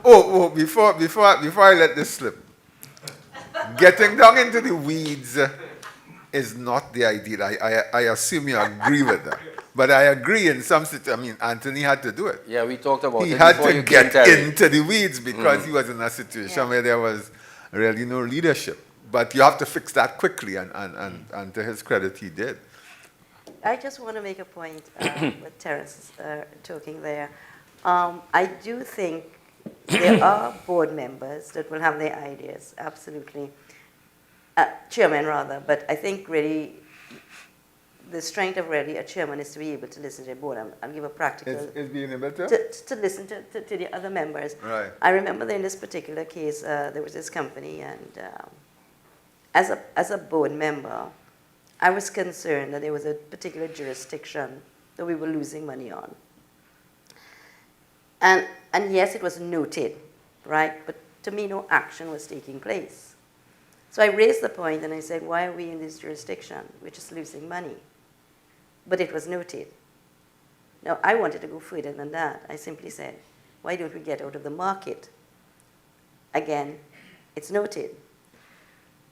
But it's not necessarily an action, but it's an action I think should be taken. So what I did is I asked the chairman, could I meet with you privately? And then I said, listen, these are the numbers as I am seeing, and you're seeing the same numbers. If we just get out of this market, at least we'll stop the hemorrhaging. Unless you have a formula that's going to tell you this is going to change. But you have so many track record of what's been going on, and you could look at the accumulation. So sometimes I think, you know, as a board member, you have a sense of responsibility. And I think it's only when I had that private meeting with the chairman did he realize where I was coming from. So that the next board meeting, that was put on the table. That should we come out of this market? So I'm saying it's not that the chairman doesn't listen, but sometimes it just, nobody's screaming or shouting about something, but it's something I felt very strongly about. And in fact, we did come out of the market. But you know what I'm saying is, so you really as a board member have to support your chairman. Sometimes and in his wisdom, I mean, he has bigger things to fry and figured, well, okay, I mean, it wasn't huge, but I saw the cumulative effect. And if we continued along that path, it would have been worse. So it was my estimation of why I thought we should.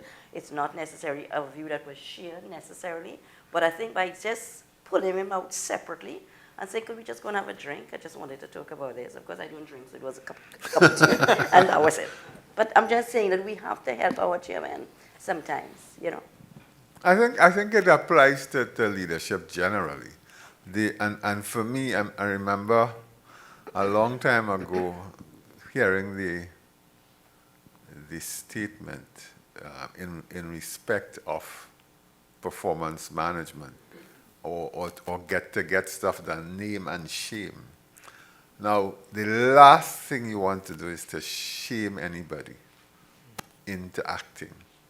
Anthony alluded to it. He met quietly outside the boardroom, had a conversation. Angela, again, quietly explaining the situation, selling their idea, selling their position, as opposed to this adversarial, very confrontational, very non-productive way of trying to embarrass people into behavior change. And I think that's something that we need to be very mindful of, because people may not have the knowledge or the understanding, your knowledge or understanding of a situation, and your job is to educate and to convince.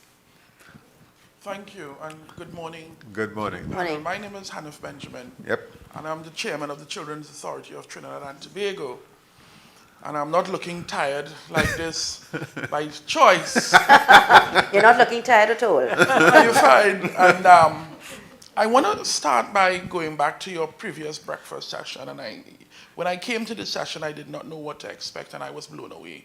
Thus, me being here today. Because had I known all of what I learned then, I may have thought 100 times about getting involved. Right? The minister called and said, we see you doing good work with the children.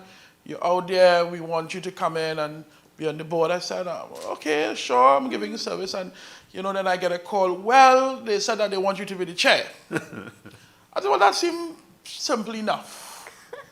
Little did I know, 2 years in, and I'm beyond tired, and my hair has turned drastically, heading to the good AG. That may be a sign of wisdom, you never. I don't know. But I felt the need to speak after Dr. Farrell made the statement, which resonates with me in terms of the minutiae.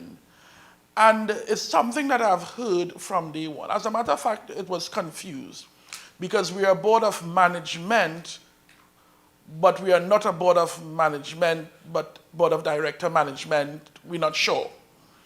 And so the premise is that because of the nature of the work, we're going to bring experts together and we are to manage or lead this organization, which created quite a confusion in the beginning and created a lot of tension. And so for me, and when I listened last week and I listened this week, I am wondering if we need to begin to take a second look, a serious second look of this minutiae thing. Because this is all new to me. Mm-hmm. But it is very unlikely that the Prime Minister is getting a call about a particular child and is calling me about a particular issue that was reported to him. And I now have to go to this place that is not, quote unquote, managing the situation as it should. Mm-hmm. What then do you do? Lives are at stake. And there are two sides to this coin, and there's one that I would like for your organization to look at. One, financial institution or institution that makes money, mm-hmm. An institution like the one that I am leading, where lives is really the core business. Mm-hmm. What then do you do? How then do you? I was reported, I investigated, and when the investigation was completed, because I was investigated for, as they reported, I was drilling down into the management and I was interfering. Mm-hmm. And the report came back, and the report said, quite interestingly, due to the nature and the business, the chairman had no option but to. But when I listen to the conversation, I'm hearing this line that scares me. Do you do this? Do you? So I have to always call this my deputy chair, and we're here because I'm always on the phone. I'm always seeking counsel. What do I do? How do I do it? I'm calling IR people before I make that call because I'm scared. Mm-hmm. I am scared because they're asking you to lead, but if you don't get in there, children die. If you get in, you are being accused of getting involved. I think there is need to have a training or some kind of conversation to help those of us who are not very financial in terms of X, Y, Z, as to how do we really maneuver these organizations. Because we got the organization 4 years now, and the organization is quite new. And the premise that it was built for, as a matter of fact, it was built for 1,200 cases a year. In the first 9 months, they got 5,000 cases. Wow. And we are over 20,000 cases today. What do we do? What, as a board, how do we manage, especially in a situation where the organization is the first of its kind? The people who are leading the organization may be expert in other areas, but not the area that is needed to move this type of work forward. And you have a board of experts who knows probably a little more than what to do. How then do you manage and balance there? And I think that is something that I definitely would want to learn more about. Thank you. Thank you for sharing that. That was excellent. So I will reserve my answer and defer to the, because I have some thoughts, but I am moderating this morning. You all are quiet. The man needs help. It's tough. So for me, I don't know what the Children's Authority does. Oh, we know it does good work. Yeah. So, but what it does for me is not relevant in how I'm going to answer. It seems to me that you have to be very clear about your purpose, and you seem to be. The expectation there seems to be a disconnect between what the organization is set up for and reality, 1,200 versus 5,000 or 20,000. And you are there to deliver a certain result, but you haven't been equipped. You don't have the resources, whether it's people or equipment or whatever, process and everything else to deliver on what they are asking you to do. So for me, you have to step back and look at that problem.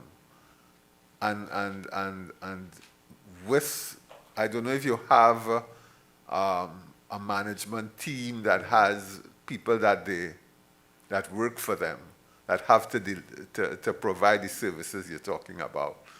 But you have to have a very, very serious look at that entire infrastructure and how you're managed and structured to deliver. What are the incentives, who is paid for what, et cetera, et cetera. So it's a very, you are in a situation where you obviously have to be getting involved in minutiae. But that is not a sustainable situation. Correct. Anthony had it for 3 months and 4 months. That's the ideal. So you find the problem, you fix the problem, and then you manage through the executive management. But you're not being paid as an executive chairman. Therefore, you have a choice. you have decisions to make. So that's my. We can talk about it after. I totally agree with you, because after I listened to you, I said, my God, I don't know what kind of life you have. I really sympathize tremendously with you. I mean, 5,000 versus 12 is what you were catering for. But the first thing that came to me is exactly what Nigel said. You need infrastructure underneath you. You need support. Mm-hmm. Because for you to operate as a chairman, you have to have management structure underneath you that you could, they could be dealing with whatever the matters are, and you're really orchestrating where things need to go to. But if you are chairman as well as executing, I don't know you're living there. I really don't. But you're not looking too stressed out for it, so obviously you can deal with it. You're hiding it well. But I think, Hanif, you have 3 things going for you. The first one is that because your objective is not bottom line, but saving and improving lives, you can distinguish yourself from the profit-oriented companies. And in making a case for yourself for additional facilitative resources, you can say, if I do well, then people do well. The second thing you have going for you is that because yours is a new organization without any former institutional knowledge or competencies, and people are now finding their way, I think you have a very good opportunity to make a case that now that we are faced with the reality, we require expertise in this, and this area, and therefore resources. But the third thing is cross-ministerial and the cross-fertilization. In other words, your work does not devolve to a single ministry. It involves people's lives. So therefore, you can garner support throughout from not just from the Ministry of Education or Ministry of Health, but community development, other aspects of it, because you speak to all of these things. And certainly I feel that, with those three things going for you, and no doubt a very energized board, because you have to be persevering in the face of what are considerable constraints, that you have enormous tide of goodwill and public support. And I think if you go public and in the right fora, state your case, and because you transcend government, you deal with lives, I think you will be given very good motivation by the public and make your case. That's just my view. Just one other thought went through my mind.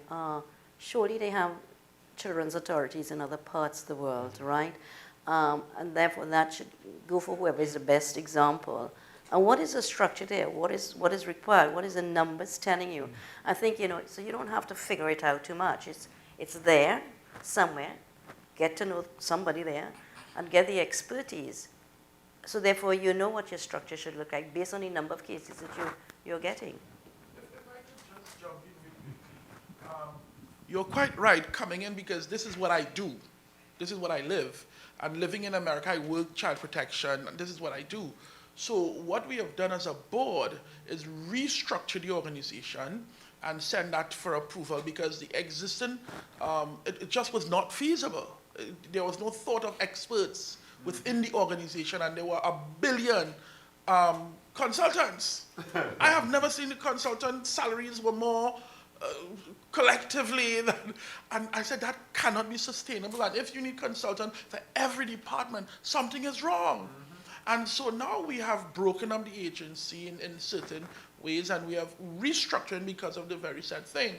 And so I'm not sure what happened prior, but we are literally rebuilding an organization. As any young business would, you reinvent yourself, having now understood what is out there in the market. You know the heinous crimes that are being purported. You know the numbers in which it is coming. You know the type of expertise we need now. So now we are in that lobbying phase, having gone through 2 years of really drilling down and seeing what is needed. Now we're able to make proposal. But of course, we're also in an economic difficulty. You see, and that also plays. So how much is too much and how little is too little, and and. But a big part, I think, like in most things, is how well you lobby. If we were to take example what's going on right now in the Bahamas, my God, the generosity of Trinidadians is unreal. I'm on a WhatsApp that has international people, and the amount of stuff that is being given and the help that is coming is phenomenal. But again, it's because the need is there, the information is out there. I think you have to put your case up very convincingly, and I am sure somehow people will find the money to support. Go ahead. My name is Lance Jack. Lance Jack. Yeah. And this is about my fourth, fifth presence in these kinds of forums presented by the executive here. I'm very thankful for the opportunity to be here, because I'm learning a lot from other people in the industry. I must say that I'm from the Central Bank. Okay.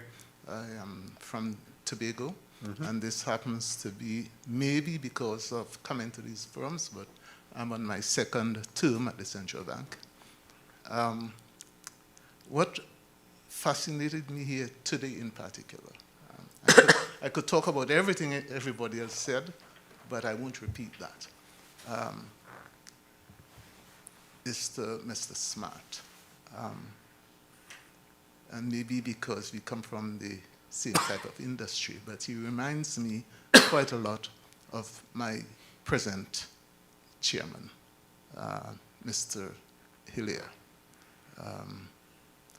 His honesty, his dedication, the way he addresses the board members, and so forth and so on. What I want to single out, actually, I notice he has been calling a lot of directors by names. And I'm used to a sense where in minutes and so forth, a lot of attention is paid to and a director and that director. Could he help me by sort of explaining how he's able to call directors by name as opposed to a director? Well, I just wanted to make the conversation this morning intimate, but I can assure you that in the minutes that are presented, are prepared, directors' names are not put. We refer to a director and so on. Oh, thank you. So I just thought, because, as I said, I wanted to make the thing intimate, and I thought people would know Ian Ryan, you see, and because he's a public figure in the sense that he writes in the newspaper and so on. And I said, why not tell the world that he's a great man? You know? Okay, thank you. Come on. John Smith from Maritime. I believe on this matter of minutes and whether a director is named or not, that a director has a right to request and have the minutes reflect his opinion and his name as being attached to that opinion. Because with all the prosecutorial consequences that may arise, he wants to go back one day and say, you see, in 2019, I said I didn't agree with this. Don't include me in your team for prosecution. That's it, please. Yeah, well, I agree with that. I agree with you Yes, 100%. yes. In situations like that, you definitely no want. argument there. Yeah. I'm not sure that 100%. I see a reason why a director should not be named in anything that they've given an opinion on, as opposed to having nebulous, a director, because can you remember when time came up who that director was that had a position in? So I would definitely think that they should be named. Yep. Any other questions? We're coming up to 10:30, so. It's 10 o'clock. One more question or observation? I don't know if finishing at Nigel, 10. perhaps you could prompt a very brief discussion Come in on. relation to this, because I had in speaking with some of our colleagues here about the formality of a board meeting. In other words, of course, it is often how the chair, the role of the chair and the method of the chair. But in many respects, board meetings are formal structures with an agenda and a process. And one question that has often arisen is, for instance, in participation. I mean, the normal protocol would be chair through you, can I inquire? So. And of course, and I'm sure Anthony will agree with me, there can be more a casual approach. But I would be, we have different perspectives here. I want to get an idea as to whether or not there's a preferred method or whether or not one should move from one formal to a more informal structure. Let's hear and then we can come back to that. My name is Roxanne. We're talking about ideal situations with boards that are functioning. But what about the situation where you have a chairman who hasn't had much experience? You also have directors who are now coming on a board and they're required to start to do work, but you also have governance issues that need to be addressed. And for them to work with the corporate secretary to get these as priorities for them to function properly as a board. And it is very difficult sometimes for the corporate secretaries to sit with a chairman where he has other focused strategies as priority for them to understand the importance of the corporate governance side and to get that on the agenda, even if we say if it's for the first few months, that we spend some time and deals with structure, with corporate policies and the roles and function of the chairman and the directors as well, because it also leads down the road of when you have to do assessment of your board, see the importance of that and how critical it is for achieving the objective, and the communication between your management and the board, where it needs to be separate. There needs to be some kind of collaborative effort and communication process developed. So I think we could talk about that a bit, because we're talking about the ideal, but what happened when the ideal does not exist? Yep. So for me, the short answer to that question is that you have to make sure they come to the Caribbean Corporate Governance Institute, that we can provide some training and that kind of stuff. But definitely, a lot of people don't understand the gravity of the role and the importance of the board and the legal ramifications of what's going on. So definitely, that's why we are here, right, Kamala? Absolutely. Yes, I would say that in my experience, we were very fortunate to have had Sharon Christopher as the corporate secretary for the bank at the time, because she guided us, and she's very knowledgeable and so on, and she guided us on matters that we had to learn about and so on, in terms of the duties of a director and how a board operates and so on, so that we were fortunate. And of course, she's been succeeded by Lindy Balatel, who is also excellent. So we are a lucky board.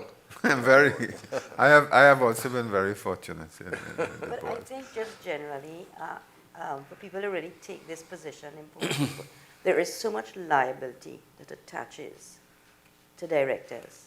So the owners really, I think if you would just simply say there are penalties and so on, and real responsibilities, I think that alone will make somebody sit up and think, hey, maybe there's more to it than meets the eye. I just don't go on a board. Maybe I need to learn a couple of things, right? So I think just that alone will make somebody feel they need to go and learn more. And as Nigel said, yes, come to the Institute and learn more. On the question of formality, Ronnie, I tend to be a lot more informal than most. I come from an organization where we are on a first name basis, or we were on, I was in an organization where we were on a first name basis. And that is deliberate, to make sure that people don't start walking around with big heads, because big heads are a problem. But I think the objective, you have to go back to purpose. You want debate, you want vigorous debate, you want everybody engaged in the conversation, and to the extent that you can get that, I think that's where you want to be, whether it's through the chairman or let it go. But I think there are pros and cons to that, and I sit on boards that do both. Yeah. But I think the aspect of raising to say through the chair, it's also to prevent 5 people coming to you at one time. Yeah. So through the chair does allow a certain level of protocol in how questions are coming to you. So, Kamala, you want to close up? Wait. Thank you all very much. Thank you. Thank you.